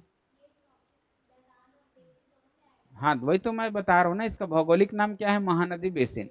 बेसिन का मतलब हुआ जो नदियों के द्वारा बहा कर लाई गई मिट्टियों से को बिछाने से बना है, उसे बेसिन कहते हैं। इतनी बड़ी है कि इस छत्तीसगढ़ में पूरा फैलाव है कि नहीं है, इसलिए हम इसको क्या बोल देते हैं, छत्तीसगढ़ का मैदान। लेकिन इसका बेसिक नाम क्या है, भौगोलिक नाम क्या है, महानदी बेसिन। ठीक है, इसका मूल नाम हो गया। और जैसे आप लोगों का नाम रहता है ना घर में, एक वो नाम डेली यूज में वाला, और एक तो आपके स्कूल में और खतरनाक टाइप का नाम रहता है तो उसको कोई बोलते नहीं है, और डेली वाला चलते रहता है कि नहीं, तो वैसे है।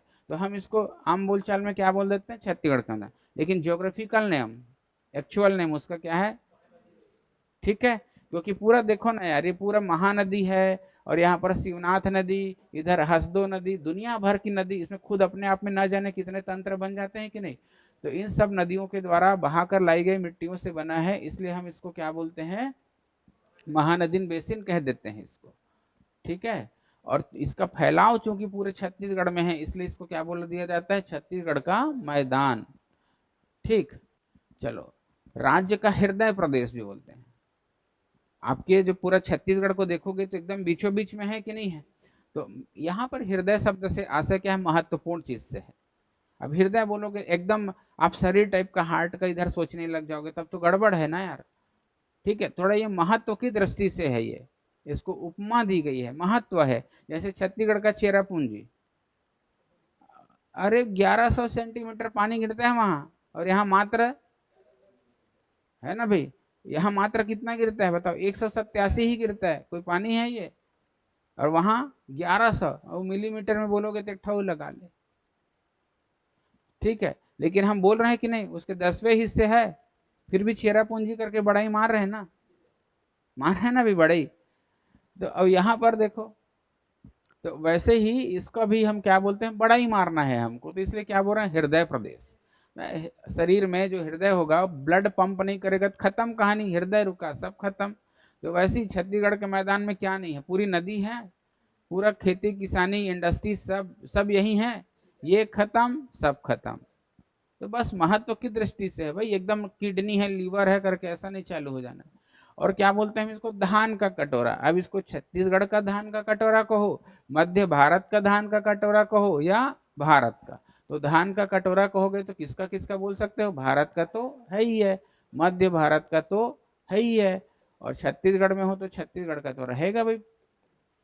ठीक है, तो समझ आ गया ना, इतना ये पूछ चुका है प्री 2020। ठीक है, और इन्हें एकदम तस्तरी के समान फैला है, डिस्क जानते हो ना, तो उसी की तरह तस्तरी की तरह ये फैला हुआ है पूरा सीमांत उच्च भूमियों तक। ठीक है, और इसके आकृति कैसे हो जाती, कटोरे के समान गहराई हो जाती है। अभी टोपोग्राफी इमेज दिखाऊंगा। इसका जो क्षेत्रफल है 31,600 किलोमीटर है, वर्ग किलोमीटर। तो ये तो रटना पड़ेगा आपको, 31,000 कितना बोलोगे, 600 वर्ग किलोमीटर, पर्टिकुलर इसी का ना।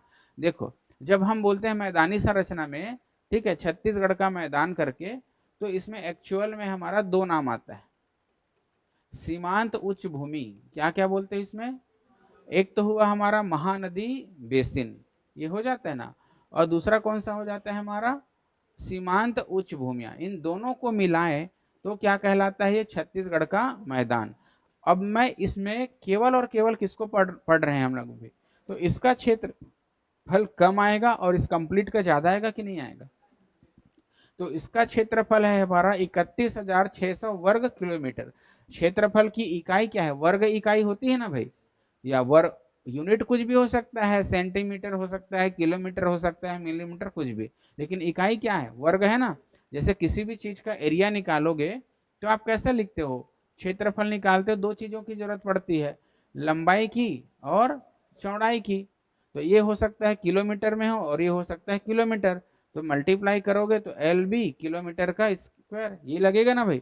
आप लोग घातांक के नियम पढ़े हो ना, दो राशि है समान, उसका अगर मल्टीप्लाई होता है तो उसके पावर जुड़ जाएंगे आपस में, पावर इसका कुछ नहीं है तो वन तो है ना, तो पावर क्या हो गया। तो यहाँ पर भी किलोमीटर का पावर क्या लगा है, तो ये क्या होते हैं, इसकी यूनिट होते हैं, लड़का लोग भी जानते हैं इसको क्लास 6 के। ठीक है, चलो आगे देखो। पंखाकार पहले ही बता दिए, इसकी संरचना कैसी है, पंखे के आकार की। और उत्पत्ति कैसे हुआ है, कडप्पा शैल समूह, कडप्पा शैल समूह के ऊपर ही तो इसका बिछाव हुआ है ना। तो कडप्पा शैल समूह के क्षैतिजिक अवसादी शैलों पर महानदी एवं उनकी सहायक नदियों, ठीक है, के अपर्दन के परिणाम स्वरूप हुआ है। देखिए सहायक नदियों के मतलब किसका अपर्दन हुआ है, जो वहां पर बेसिक रॉक्स है उसका हुआ है। लेकिन इन लोग क्या किए हैं, मिट्टी ला करके बिछा दिए, उसके ऊपर डिपॉजिट कर दिए। तो इसका जो स्ट्रक्चर है, मेन चट्टान है, इसके नीचे क्या मिलेगा आपको, कडप्पा, है ना भाई, ये कडप्पा हो गया। ऐसे लगाते हैं ना चूना, तो जो पत्ता है वो कडप्पा का है, और चूना किस में लगा रहे हैं, महानदी अपवाह तंत्र लोग लगा रहे हैं। आगे बात समझ में। तो ये हो गया महानदी अपवाह तंत्र, इसमें क्या लगा रहे हैं, डिपॉजिट डाल रहे हैं, डिपॉजिट। ठीक है, तो अपने साथ नदियां मिट्टी बहा करके गाद वाद सब, तो इसी के ऊपर क्या कर देगी, वो फैला देगी, तो फर्टाइल लैंड भी हो जाएगा। ठीक है, औसत ऊंचाई मैं वही बोला हूं, अब आप लोग देख लीजिए। तो इसका जो विस्तार है पूरा आपको रायपुर संभाग, दुर्ग संभाग और बिलासपुर संभाग में पूरा मिलेगा। तो तीनों संभाग में मिलता है और सभी जिलों में मिलता है, तीनों संभाग की सभी जिलों में। ठीक, इसका और डिटेल करेंगे ना हम अभी इसको तोड़ेंगे हम मैदान को, अभी शिवनाथ पार ऐसा करके। ठीक है, आगे देखो, मध्यवर्ती मैदान और उत्तरी पाट को रिहंद और कन्हार नदियां अलग करती है। ये बोल रहा है कि मध्यवर्ती मैदान का आशय हमारे छत्तीसगढ़ के मैदान से ही है, तो ये हमारे छत्तीसगढ़ का मैदान हो गया। इसको कौन सा भूभाग अलग करता है, तो उत्तरी पाट को रिहंद और कन्हर नदियां अलग करती है। मध्यवर्ती मैदान और उत्तरी पाट को, उत्तरी पाट का मतलब होता है जसपुर सामरी पाट प्रदेश को, रिहंद और कन्हर अलग करती है। नहीं, इस फैक्टर को काट देना, बेकार फैक्ट है। ठीक है, ये फैक्ट अननेसेसरी है, इसका कोई मतलब नहीं, अननेसेसरी फैक्ट है वो। चलो आगे देखो, इसकी उप विभाग देखिए तो आप लोग, तो उप विभाग में बोलोगे तो इसको हम तीन उप विभागों में बांट सकते हैं ना, तीन उप विभागों में बांट सकते हैं, ध्यान दो इसको।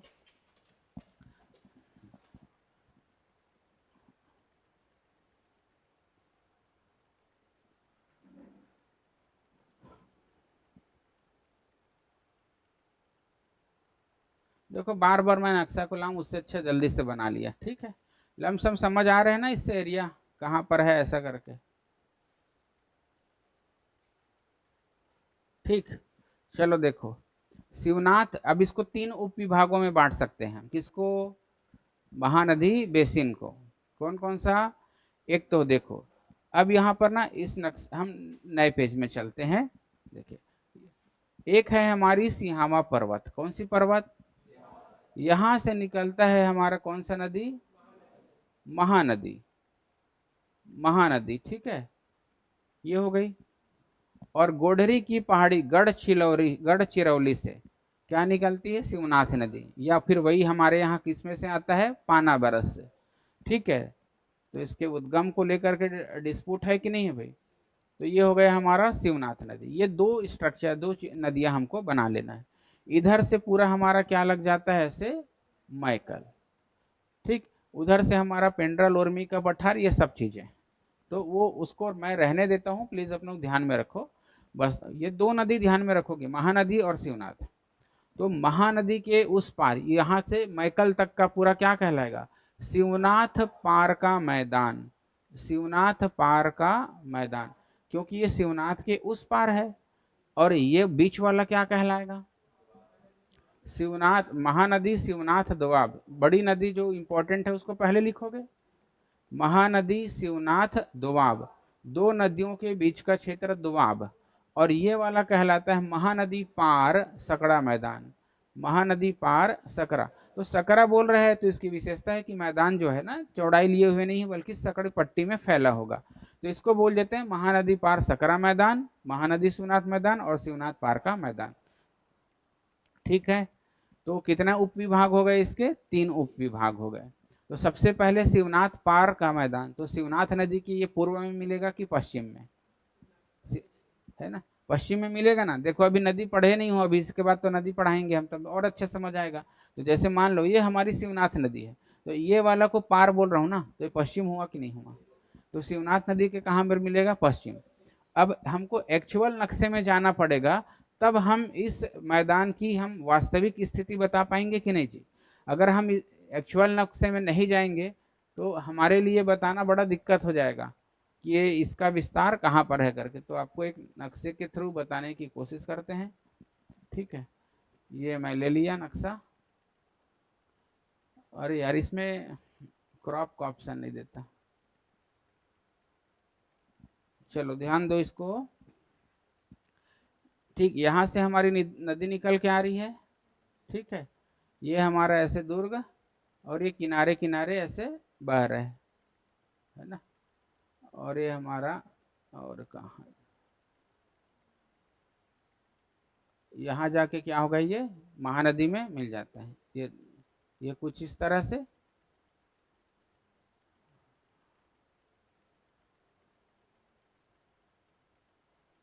अब ठीक है, अब आप लोगों को पोजीशन समझ आ रहा होगा। तो इसका विस्तार कहाँ तक देखने को मिलेगा? देखो ये मोहला मानपुर हुआ कि नहीं, मतलब पहले वाला राजनांदगांव, ये पूरा दुर्ग मिला, और ये बेमेतरा मिला, कवर्धा देखो मैं राजनांदगांव बोल दिया, तीनों को शामिल कर देना। और कवर्धा बोलो, ये सब आ रहे कि नहीं आ रहे? पार का मैदान बोलोगे तो सब आएगा ना, इधर के पूरा जिला। तो बेमेतरा, दुर्ग, और क्या बोलोगे, मेनली राजनांदगांव। देखो दुर्ग हो गया, बेमेतरा हो गया, ये राजनांदगांव और कवर्धा वाला एरिया पूरा आ जाएगा। तो ये सारे एरिया शिवनाथ की उस पार ले लो पूरा, तो किसका लग जाएगा? अब देखो इसको मत लेना मुंगेली वाले को, क्योंकि इधर से हमारा बिलासपुर रायगढ़ का मैदान स्टार्ट हो जाता है। तो इसमें आप कहाँ तक लोगे? कवर्धा तक लेना। कहाँ तक लोगे? कवर्धा तक। ठीक है, तो राजनांदगांव बोलने से ओल्ड वाला। ठीक है, और इसमें देखो बालोद नहीं आएगा। बालोद किसमें जा गया देख लो, दोआब में आ रहे हैं ना बालोद, तो बालोद को मत गिनना भाई। किसको गिनोगे? गिनोगे दुर्ग, बालोद, राजनांदगांव और कवर्धा, इन 4 जिलों को गिनना। और कवर्धा बोलने से मतलब क्या है? खैरागढ़, छुईखदान, गंडई भी इसी में काउंट करोगे आप। ठीक है, चलो इसकी औसत ऊंचाई है तो सब में 300 मीटर कर देना, आप टेंशन ही मत लेना। ठीक, इधर से प्रमुख नदियां, मतलब भाई नदियां तो बताना पड़ेगा, क्योंकि शिवनाथ और इसमें सहायक नदी आई है ना बहुत सारी, तभी तो ये भूभाग बना है ना। तो यहाँ पर सहायक नदियां बोलना पड़ेगा। जैसे कि कवर्धा के मैकल पहाड़ से क्या निकलता है? हाफ नदी, है ना, कर्रा नाला, ठीक है, सुरही नदी, आमनेर नदी, ये सब मैकल से निकलती है, और सब जा करके किसमें मिल जाती है? शिवनाथ नदी में। सब किस में जाके मिल जाती है? शिवनाथ में। तो इस तरह से क्या बन गया? शिवनाथ पार का मैदान। और भूगर्भिक संरचना तो मैं पहले ही हम लोग बता दिए हैं, पूरा मैदान है किस प्लेट में बसा हुआ है? कडप्पा क्रम के। तो इसके भूगर्भ में क्या मिलेगा? कडप्पा ही मिलेगा और कुछ नहीं। ये क्लियर हो गया। अब आता है बारी किसकी? दोआब की। दोआब क्षेत्र का, है ना। तो शिवनाथ और कौन सा? महानदी। अब इसमें भी कुछ कुछ सहायक नदियां, इधर से भी बह सकता है, इधर से भी जा सकता है कि नहीं भाई, और ऐसे ऐसे भी जा सकता है ना, कहीं से भी किसी भी एरिया से लग सकता है कि नहीं भाई। तो इस सब नदियों के द्वारा क्या बनेगा हमारा? शिवनाथ महानदी दोआब। तो ये कहाँ पर मिलेगा आपको? महानदी बेसिन के दक्षिण में स्थित है। तो एक्चुअल में बोलोगे तो ये पूरा जो हमारा, देखो ये पूरा भाग, ये ये पूरा पूरा भाग हमारा क्या है? ये महानदी बेसिन ही तो है ना। और एक्चुअल में देखोगे तो ये कहाँ पर है? ये उत्तर हो गया, और ये थोड़ा पश्चिम हो गया, ये पूर्व हो गया, और ये दक्षिण, ये मध्य ले लो थोड़ा सा। ठीक है, चलेगा इतना? एकदम से डायरेक्शन बताना जरूरी इसको नहीं है। तो ये वाला भाग हमारा क्या कहलाता है? महानदी शिवनाथ। तो आपका जो बलौदा बाजार का आधा पार्ट है कसडोल के इधर तक, वो भी आएगा कि नहीं? पूरा रायपुर आ रहा है कि नहीं आ रहा है? बालोद आ रहा है कि नहीं आ रहे हैं ना भाई? तो देखो बालोद दुर्ग, क्या क्या बोलता है? बालोद दुर्ग, दुर्ग आएगा ना। दुर्ग भाई एकदम पूरा तो नहीं आ रहा है, लेकिन आधा तो आ रहा है ना। दुर्ग, रायपुर तो आएगा, और बलौदा बाजार। तो ये सब जिले किसके पार्ट है? महानदी शिवनाथ दोआब के। महानदी शिवनाथ दोआब क्षेत्र के। देखो दुर्ग को मैं कैसे निकाला हूँ? दुर्ग के बीच से निकाला हूँ, तो उधर भी है दुर्ग, इधर भी है, तो दुर्ग इसमें भी आएगा, वहां पर भी आएगा। ठीक है, औसत ऊंचाई तो सबका कितना लेना है, 200 से 300, टेंशन नहीं पालना। और जैसे ही भूगर्भिक संरचना आती है तो आपका रेडीमेड कॉपी पेस्ट क्या हो गया, इसका ढाल किधर है, अब देखो इधर की नदियां बहती किधर है, ठीक है, तो नदियां ऊपर की तरफ बह रही कि नहीं, हाँ? नदियां कैसे बह रही भाई, इसमें लिखा है दक्षिण से उत्तर की ओर, तो देखो ये साउथ है, ये उत्तर की ओर जा रही ना, देखो साउथ है, उत्तर की ओर जा रही ना। जो भी सहायक नदियां हैं ऐसे ऊपर की ओर जाती है, ऊपर मतलब उत्तर हुआ ना, नीचे मतलब दक्षिण हुआ। तो बहाव से अब तो मतलब मैं ये कहना चाहता हूँ कि अगर मैं आपको नदी पढ़ा दूं तो अपने आप लिख लोगे कि नहीं कॉमन चीज को, कि यार इसका ढाल किधर है, इसमें कौन कौन से नदियां आएंगी, सहायक नदियां, इसका विस्तार किन किन जिलों में है, किस क्रम की चट्टानें, अपने आप लिख लोगे ना। ठीक है, बस इतना ही करना है, ज्यादा कुछ नहीं। अगला चीज कौन सा आ जाएगा, महानदी पार का सकड़ा मैदान, महानदी पार का सकड़ा मैदान। सकड़ा बोल रहा है तो बिल्कुल सकड़ा ही होगा, तभी तो सकड़ा बोल रहे हैं ना भाई। तो महानदी के कहाँ रहेगा, ये पूर्व में, पूर्व में रहेगा ना, महानदी के कहाँ रहेगा, पूर्व में। एक सकरी पट्टी, भाई सकड़ा बोल रहे हैं तो सकरी पट्टी के रूप में ही मिलेगा। इसके पूर्व में कौन कौन सा आ जाएगा, अब देखो पूर्व में आएगा आपका धमतरी, धमतरी आएगा ना भाई, पूर्व में क्या क्या एरिया आने वाला है, धमतरी आने वाला है, धमतरी। और क्या आएगा, क्योंकि धमतरी के सिहावा पर्वत से निकला है ना महानदी, तो देखो ये इस नदी को देखो, ये हो गई नदी हमारी, और इसके पूर्व हिस्से को देखना है। तो आपका पूरा धमतरी तो आ गया, गरियाबंद भी आएगा कि नहीं आएगा, और इधर से हमारा महासमुंद, और आधा बलौदा बाजार, और पूरा लगेगा कि नहीं भाई। बलौदा बाजार जाओगे तो कसडोल पूरा एरिया इसी में आ जाएगा, कसडोल विकास खंड इसी में लग जाएगा ना, ठीक है। तो ये चीज समझ आ गया। तो विस्तार क्या बोलोगे, धमतरी का उत्तर पूर्वी भाग। तो भाई देखो नदी कहाँ से फ्लो हो रही है उस हिसाब से आप बोल सकते हो, ठीक है। धमतरी का उत्तर, और महासमुंद का कौन सा भाग, पश्चिमी भाग, बलौदा बाजार का पूर्वी भाग, ठीक है। और क्या बोलोगे, सारंगढ़, और क्या बोल सकते हो इसको, सारंगढ़, ठीक है। सारंगढ़ भी आएगा ना, देखो ये हो गया हमारा, तो यहीं पर तो हमारा सारंगढ़ जिला हुआ ना, ठीक है। और ये हमारा बलौदा बाजार का बिलाईगढ़ हुआ, और ये क्या हुआ, रायगढ़ का सारंगढ़। तो ये दोनों एरिया किस में आ रहा है, बिलाईगढ़ और सारंगढ़, ठीक है। और हमारे बलौदा बाजार का कसडोल भी तो आ रहा है ना भाई, तो बलौदा बाजार जिले का कसडोल, और उसके खुद का बिलाईगढ़, और क्या बोलोगे, सारंगढ़। तो इस सकरी पट्टी के रूप में है कि नहीं, इधर से उधर तक ऐसे, ठीक है। तो देखो ऐसे ऐसे करके ऐसे तिरछा जाता है तो सकड़ा पट्टी बनता है कि नहीं बनता है, इसीलिए इसको महानदी पाड़ सकड़ा मैदान बोल देते हैं। और इसमें भी कौन सी क्रम की चट्टानें मिलेंगी आपको, कडप्पा क्रम की ही चट्टानें मिलेंगी। तो कोई दिक्कत लग रहा है, कोई प्रॉब्लम जा रही है आपको, कोई प्रॉब्लम नहीं हो रहा है ना। तो देखो छत्तीसगढ़ ऐसा है कि पूरे ब्रेन में बस जाना चाहिए, इसको रटना नहीं है भाई, इसको समझना है। तो जब छत्तीसगढ़ महतारी को आज बेहतर तरीके से इसकी पूरी भूभाग की समझ होनी चाहिए, तभी तो प्रशासन कर पाओगे ना भाई। किसी भी भाग में आपको प्रशासन करना है तो वहाँ की ज्योग्राफिकल एरिया की समझ होनी चाहिए। जब अंग्रेज यहाँ आए तो सबसे पहले यहाँ का ज्योग्राफी ही तो स्टडी किए, उसी के बाद भी तो यहाँ राज कर पाए ना। युद्ध हम लड़ने जाते हैं तो सबसे पहले नक्शा बिछाते थे, पुरानी पिक्चरों में देखना, उसके बाद यहाँ ऐसा है, पहाड़ है, हम इधर से जाएंगे उधर से जाएंगे, चढ़ाई है, इसमें दिक्कत होगा, वो होगा ये होगा, ये सब प्लान करते थे कि नहीं करते थे। तो भाई आप भी प्रशासन करोगे तो आपको भी प्लानिंग करना पड़ेगा नहीं।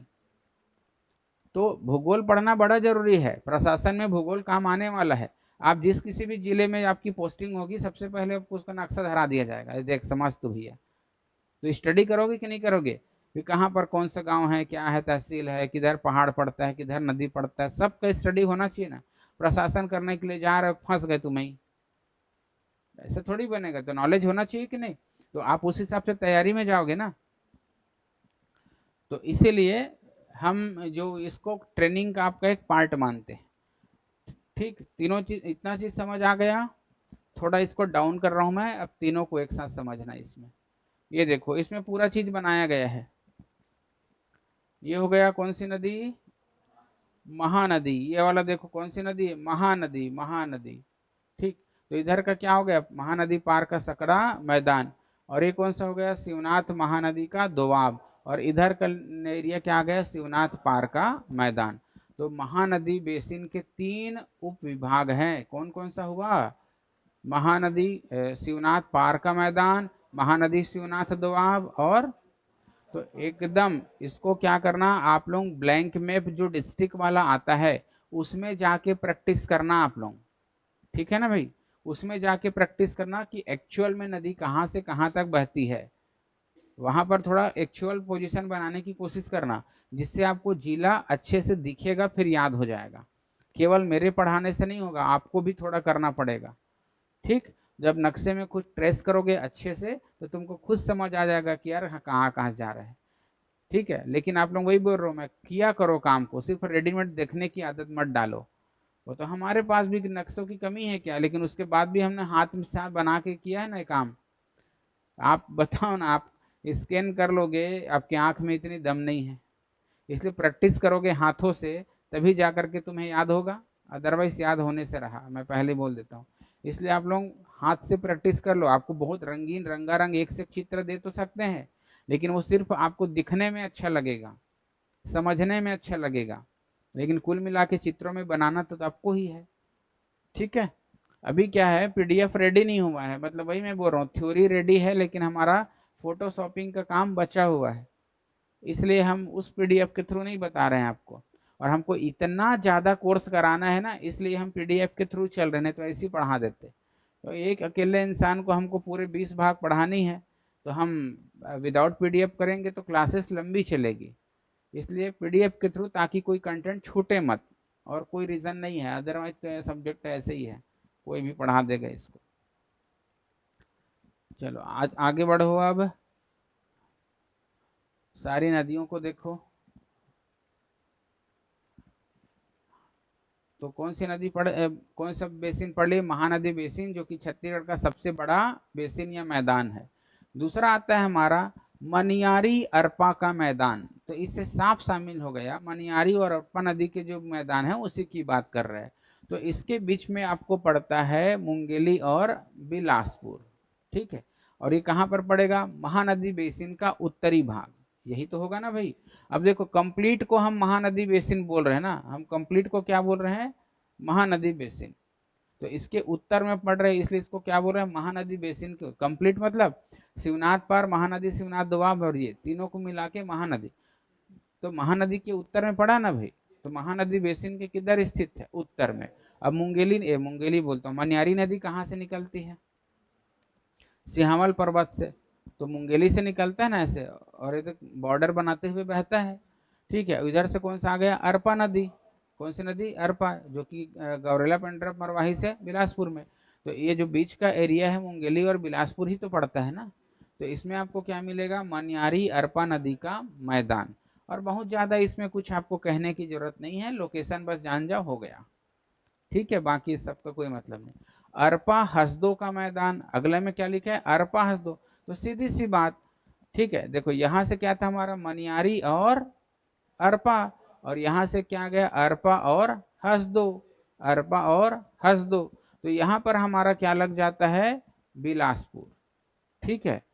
क्या लग जाता है भाई, बिलासपुर। और ऊपर में हमारा क्या लगता है, इधर साइड में कोरबा भी लगता है, ठीक है। तो कोरबा बेसिन भी बोल सकते हैं इसको। तो इसको क्या बोलोगे, बिलास, इसमें लिखा है अरपा हसदो का मैदान, ठीक है।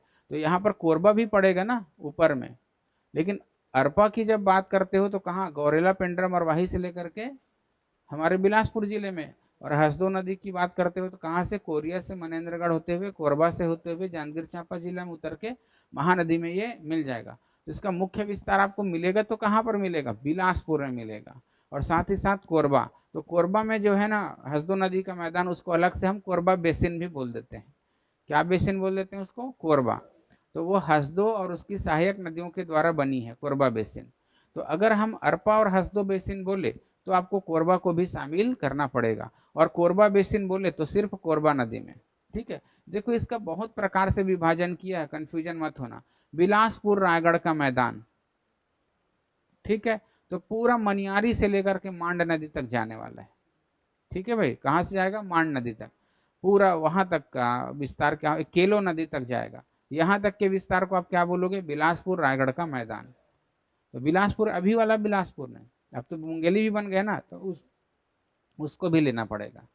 तो उसके बीच का एरिया पूरा क्या कहलाएगा, बिलासपुर रायगढ़ का मैदान। हम इसको देखो बिलासपुर रायगढ़ का मैदान ही बताएंगे, अलग अलग पहले पढ़ लो फिर उसको देख लेंगे। हसदो मांड का मैदान, तो इससे साफ क्लियर हो रहा है ये हसदो और किसके बीच का एरिया है, मांड नदी। तो ये हसदो हो गया, इधर से क्या हो गया मांड, उसके बाद एक ठोक और आएगा केलो। ठीक है, तो हसदो और मांड का बीच का भाग क्या कहलाएगा आपको, हसदो मांड का मैदान।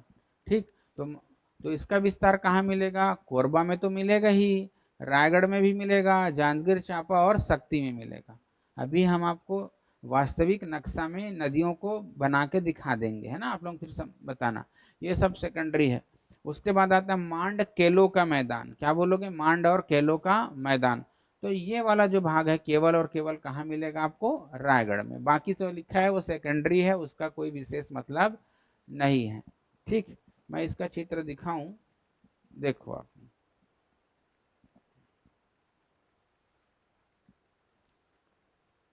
दिख रहा है भाई, हम बड़ा सा इमेज लाई आए हैं यहाँ पर। देखो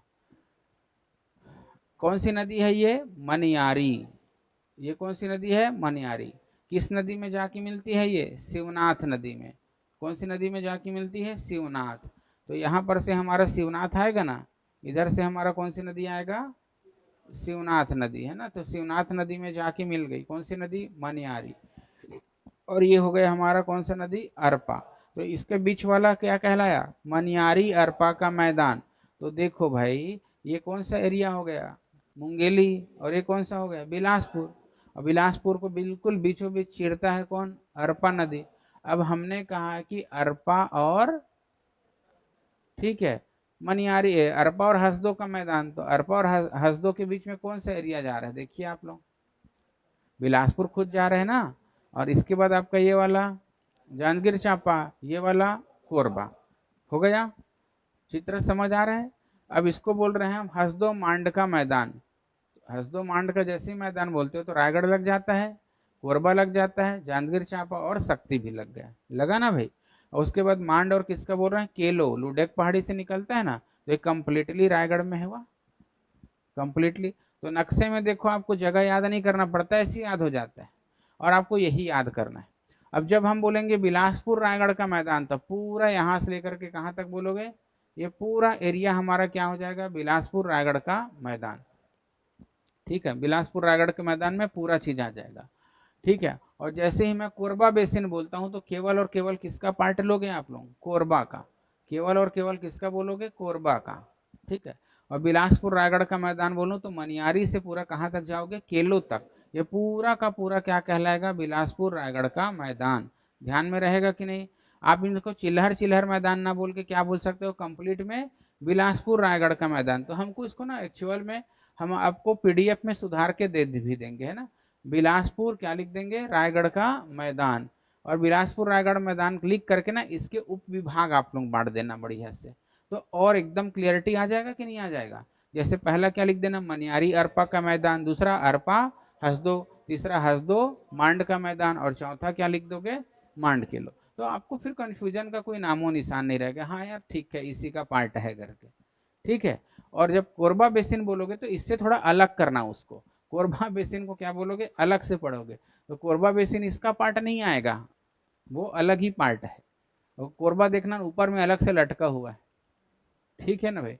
तो कोरबा बेसिन इसमें शामिल मत करना, किसमें, बिलासपुर रायगढ़ के मैदान में।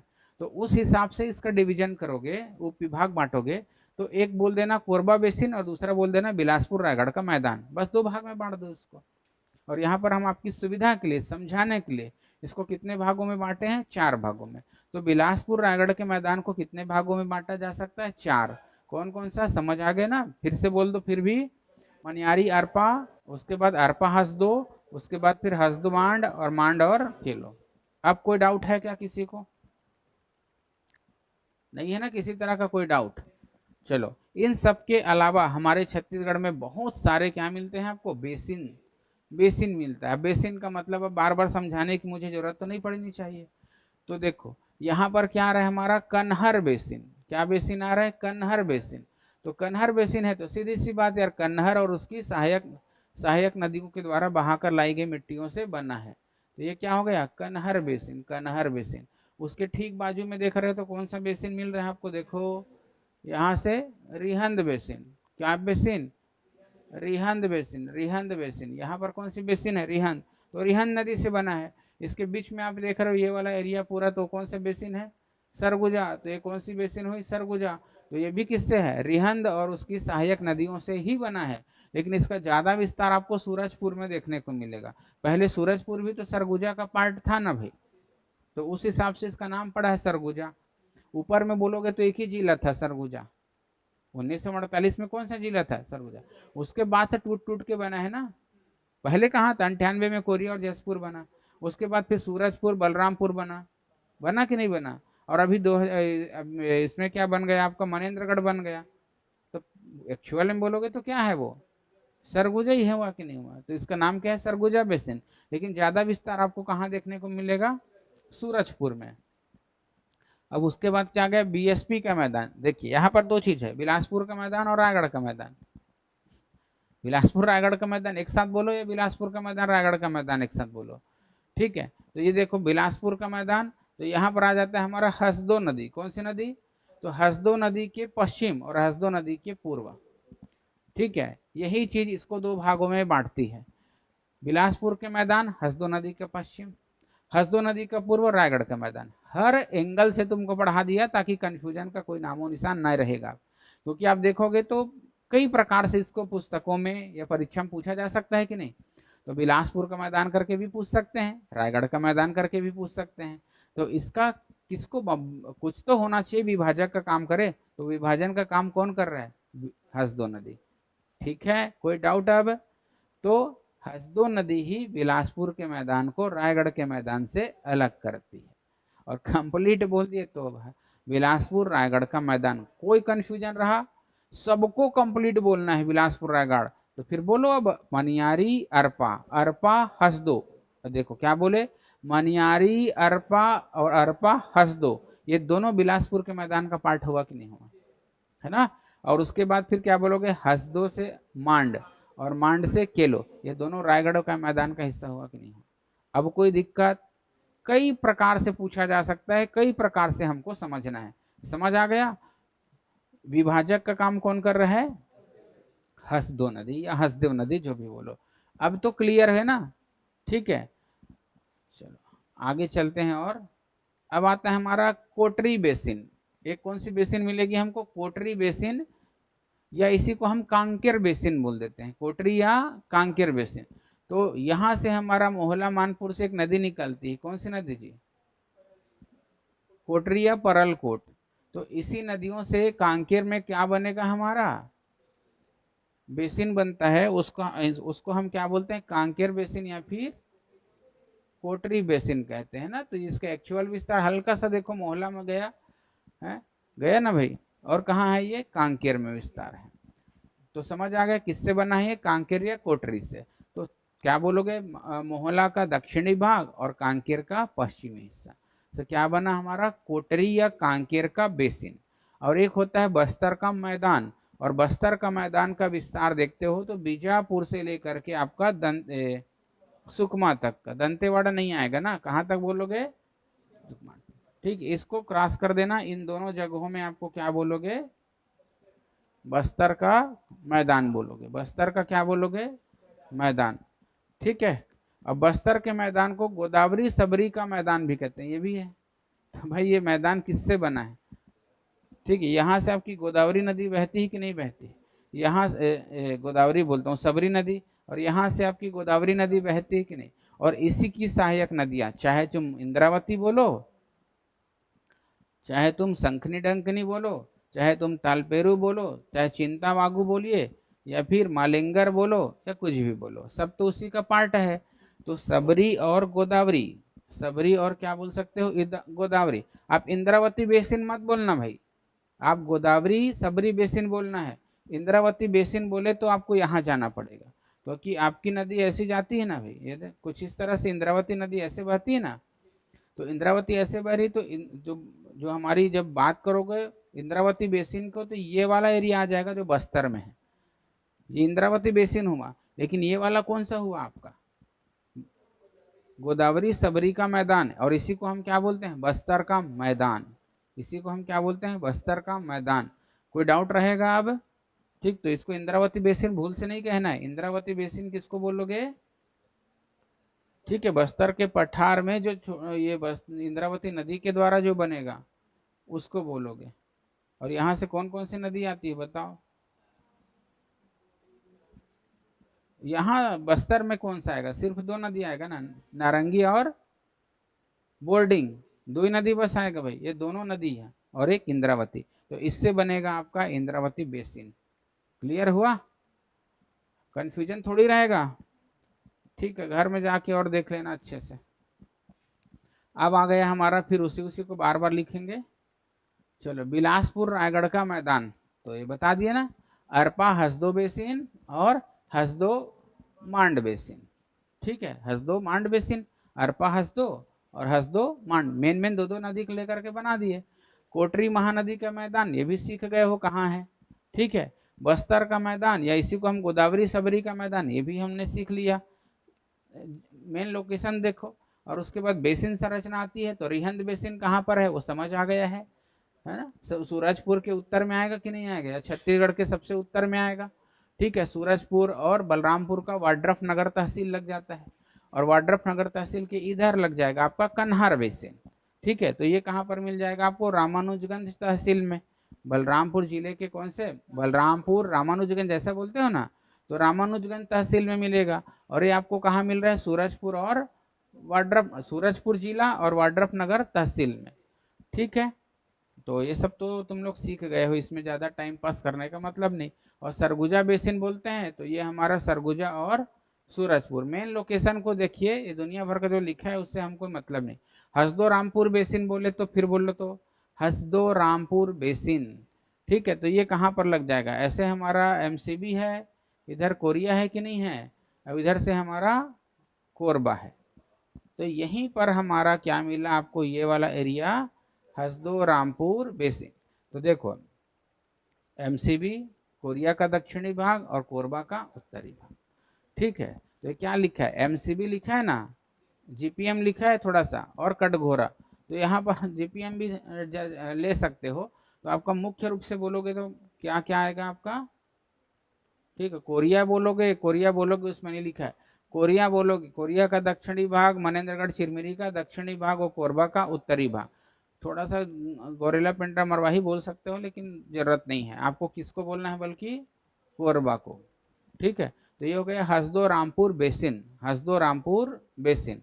अब देखो, ये जो मैं नक्शा बनाया हूँ, आपको सीजी मैप की मेरी क्लास करोगे तभी समझ आएगा ना। तो कोरबा जिला, गोरेला पेंड्रा मरवाही, ये सबको अच्छे से आप लोग कर लेना भाई। इसीलिए वो हम बोलते हैं ना, बिना मैप के क्लास की तैयार, क्लास को जीएस पढ़ना मूर्खता से ज़्यादा और कुछ भी नहीं है। इसलिए हमको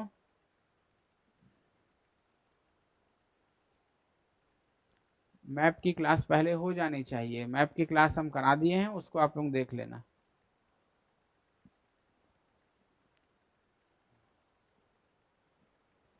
देखो ध्यान से,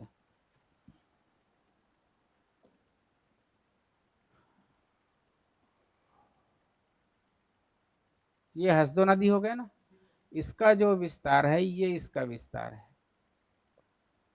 ये हसदो रामपुर बेसिन। अब समझ आ गया, ये हसदो रामपुर बेसिन है।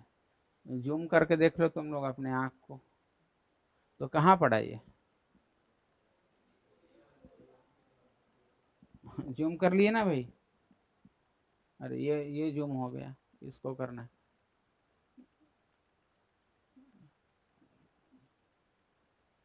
ये वाला एरिया हसदो रामपुर बेसिन हुआ, कहाँ है अब बताओ इसका विस्तार।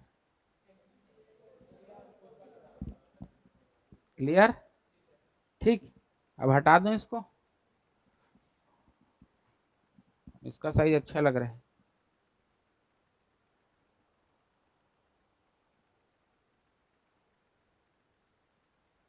ये कितना बड़ा बन गया है।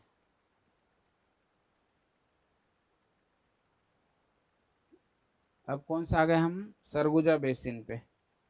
चलो सरगुजा बेसिन चले, इसको तो पढ़ा दिए है ना पूरा। फिर क्यों बार बार? अभी हसदोरामपुर भी करा दिए क्या?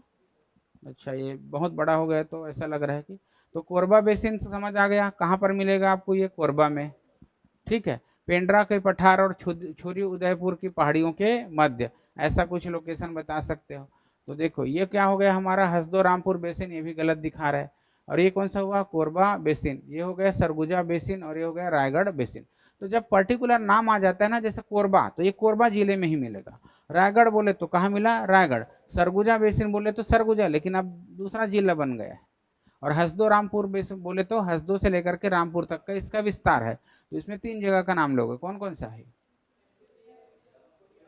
ठीक है, अगर आपको आंसर में कहीं पर गौरेला, पेंड्रा, मरवाही लेना पड़ गया तो ले लेना। ठीक है, तो उसमें कोई कोताही या संकोच मत करने का, ये नहीं है करके। ठीक, क्लियर हो गया? ये सब तो पढ़ा दिए, इसको और क्या पढ़ाना। देखो यहाँ पर मेन ध्यान में आपको क्या रखना है कि ये है किधर, ज्यादा इसका डिटेल नहीं करना है। तो ये हमारी मैदानी संरचना कंप्लीट, तो आप पढ़ लिए, पूरा कंप्लीट हो गया। देखो अब क्या क्या पढ़ लिए आप लोग, धरातली संरचना, सरफेस स्ट्रक्चर, धरातली संरचना। ठीक, क्या आप बोलते हो इसको इंग्लिश में, सरफेस स्ट्रक्चर। सरफेस स्ट्रक्चर, क्या क्या स्ट्रक्चर देखे हो इसके अंतर्गत, जल्दी बोलो तो अब आप लोग। एक तो देखे आपने पर्वत, दूसरा क्या देखा आपने, इसको देखो, पर्वत नहीं करके मैं पर्वत पहाड़ी कर दूं इसको, पर्वत या फिर ऐसे हम पहाड़ी कर देते हैं ना। और दूसरा क्या हुआ, मैदान और बेसिन, ऐसा कर देते हैं जी। और तीसरा क्या हो गया हमारा, पठार। और चौथा क्या हो गया, पाट। ठीक, चलो पहाड़ी में ना, अब आप लोग पूरे छत्तीसगढ़ के नक्शे को ध्यान में रखते हुए बोलने की कोशिश करना। तो पर्वत पहाड़ी में क्या क्या चीज आएंगी, चलो बोलो।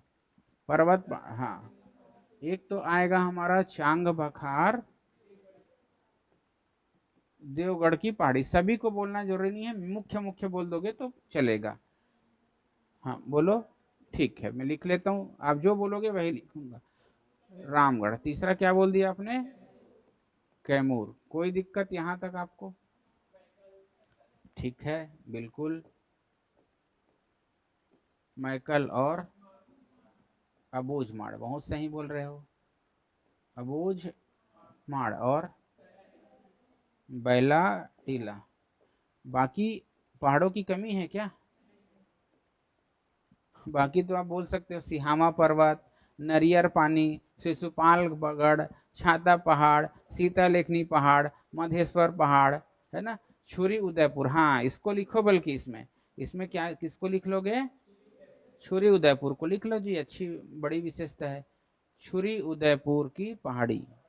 चलो ठीक, वो तो बहुत सारा लिख सकते हो। अब आती मैदान, तो इसको ना मैदान, मैदान या बेसिन को अब कौन कौन सा मैदान बोलोगे, चलो बताओ तो। ऊपर से नीचे चलो, है ना।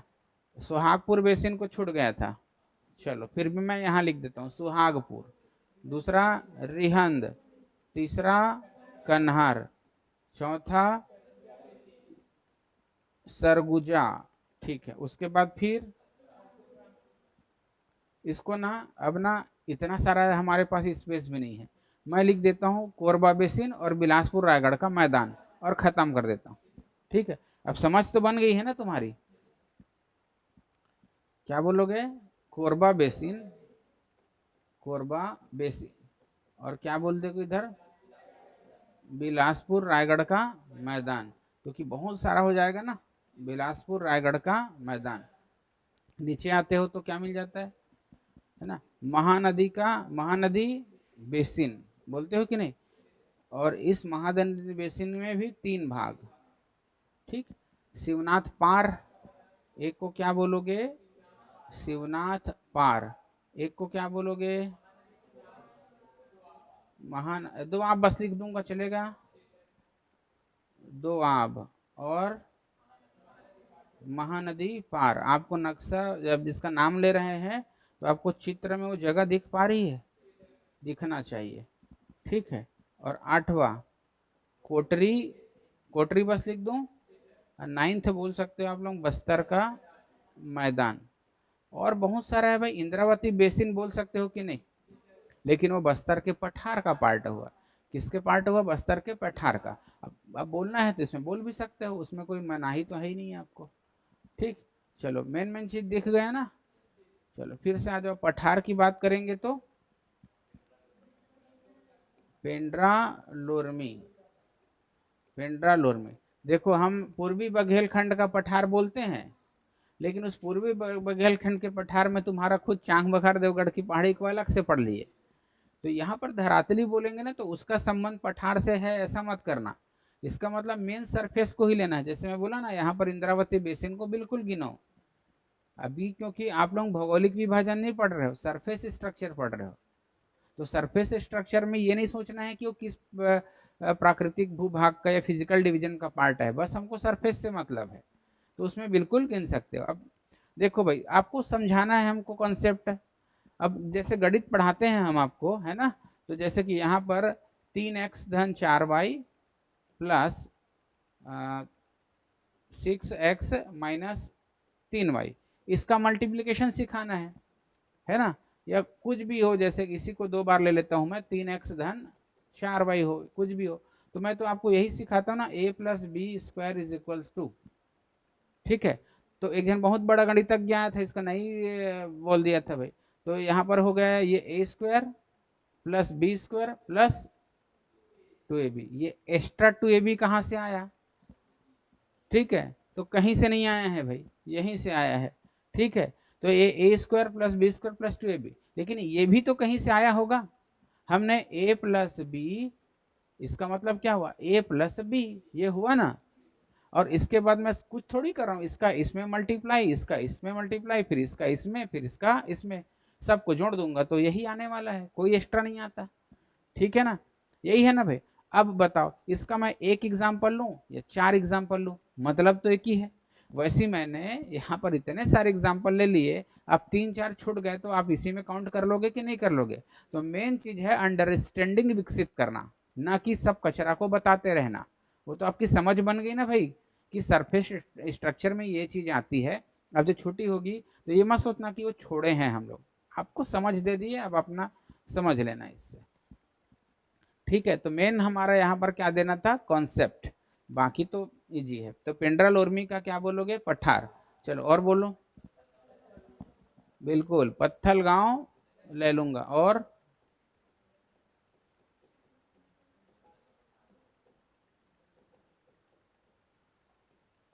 दंडकारण्य के पठार को मत लो ना, दंडकारण्य पठार तो भाई फिजिकल डिवीजन का लेना ही नहीं है, मैं बोल रहा हूँ। मैं यहाँ पर सरफेस स्ट्रक्चर पढ़ा रहा, तो आप बोलो बस्तर का पठार, गोलापल्ली का पठार, ये सब चला लूंगा मैं। लेकिन दंडकारण्य का पठार बोलोगे तो फिजिकल डिवीजन में चल दिए। और दंडकारण्य का पठार बोले तो सब आ गया ना, फिर कोटरी बेसिन भी आ गया, बस्तर का मैदान आ गया, बस्तर का पठार आ गया, सब चीज आ गया। आप इसमें सिर्फ और सिर्फ क्या निकालो? पठार निकालो, सरफेस। तो क्या बोलोगे इसमें? बस्तर का पठार, क्योंकि बस्तर का पठार जो है वो दंडकारण्य के पठार का ही पार्ट हुआ ना। लेकिन ये तो इस अब गोलापल्ली का पठार बोलेंगे हम, तो ये कहाँ सुकमा में चला जाएगा? तो है तो पठार ना भाई। तो जितना पठार अलग से बोल सकते हो बोलो, बोल लिए। तो ये मेन मेन है, बाकी अब अपने से लिख लेना, गोलापल्ली हो या ये पल्ली है या वो पल्ली हो। ठीक है, नडा पल्ली। चलो, पाट। तो पाट में क्या बोलते हो? जसपुर सामरी पाट प्रदेश। जसपुर सामरी पाट। तो जसपुर सामरी पाट अब एक साथ मत बोलो, बोलो जसपुर पाट, है ना। फिर बोलो सामरी पाट, क्योंकि जसपुर सामरी पाट प्रदेश बोले मतलब तुमने पत्थल गांव को भी खींच लिया है। ठीक है, तो क्या बोलोगे? सामरी पाट। अब सामरी पाट में खुद दो ठोके, एक लहसुन और जमीर। अलग कर लो, करना है तो, नहीं करना है तो रहन दो। जारंग आएगा कि नहीं? ठीक है। पंडरा आएगा कि नहीं? अगला मेन पार्ट आएगा कि नहीं आएगा? और इतना ही नहीं है भाई, और कमी नहीं है, और पार्ट हो सकती है। हम उदाहरण बता दिए। अब इसको इस ढंग से पढ़ना है कि किसी भी 4-5 संरचना को वो उत्तर से दक्षिण पूछ सकता है, वो पूरब से पश्चिम पूछ सकता है। तो पूरा केवल रटना भर नहीं है, आपको ध्यान में रखना है कौन किधर का पार्ट है करके।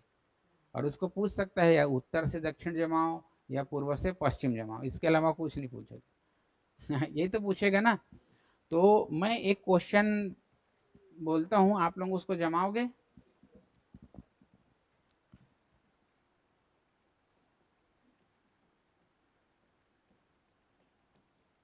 क्या लिखा है?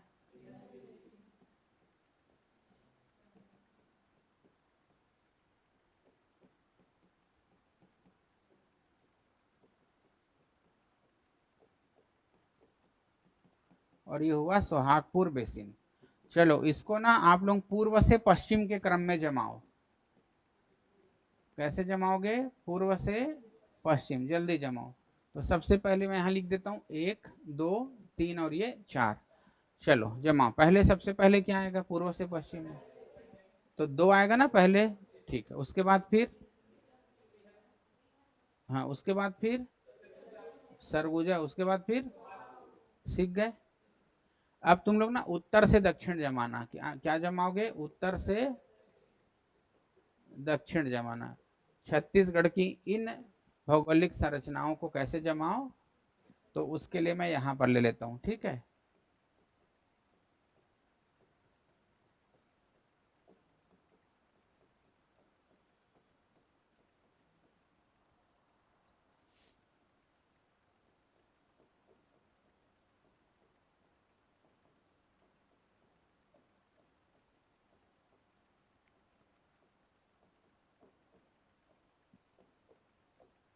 इसको उत्तर से दक्षिण जमाओ। तो सबसे पहले क्या आएगा? उसके बाद, उसके बाद, उसके बाद जमा जुमा दिए हैं हम, ठीक है ना। अब जमा जुमा देने के पीछे ये है भाई, हम कैसे भी दे, तुमको याद है कि नहीं? बात ये चीज है, याद रहेगा तभी तो उसके लिए जमा जुमाया है। और जिसको याद ही नहीं हो उसके लिए तो काला नीला अक्षर भैंस बराबर, है ना भाई? वही होगा कि नहीं? नीला अक्षर भैंस बराबर होगा ना। तो याद है तभी तो जाने हो ना। अब याद है तो तुमको हम कहीं से भी दे दे, फेंक दे, आप तो जमा लोगे, आपके लिए कोई कठिन रहेगा क्या? और याद नहीं है तो फिर तो जवादी सेवराय नल्ला मलाई अल्ला मलाई किए तो गए। दिमाग घूम गया कि नहीं घूम गया? अब नहीं बना पाओगे उत्तर से दक्षिण तुम लोग गए। भूल गए होंगे अब तक, एक्सपायरी डेट हो गया उसका। कहाँ से बना तो चारों को गए। मैं गारंटी के साथ बोल सकता हूँ, मेरे को पता है ना भाई, मैं खुद स्टूडेंट तो रहा हूँ ही ना। ऐसा थोड़ी है कि नहीं, मैं एक स्टूडेंट को क्या क्या तकलीफें होती हैं, कितने दिन एक्सपायरी डेट होता है, सब मेरे को पता है भाई। जो पढ़े रहते हैं उसका एक्सपायरी डेट होता है। हमको पता है यार, हम भी तो स्टूडेंट है ना। कि एकदम से टीचर बन के पैदा हुए हैं क्या माँ गर्भ से?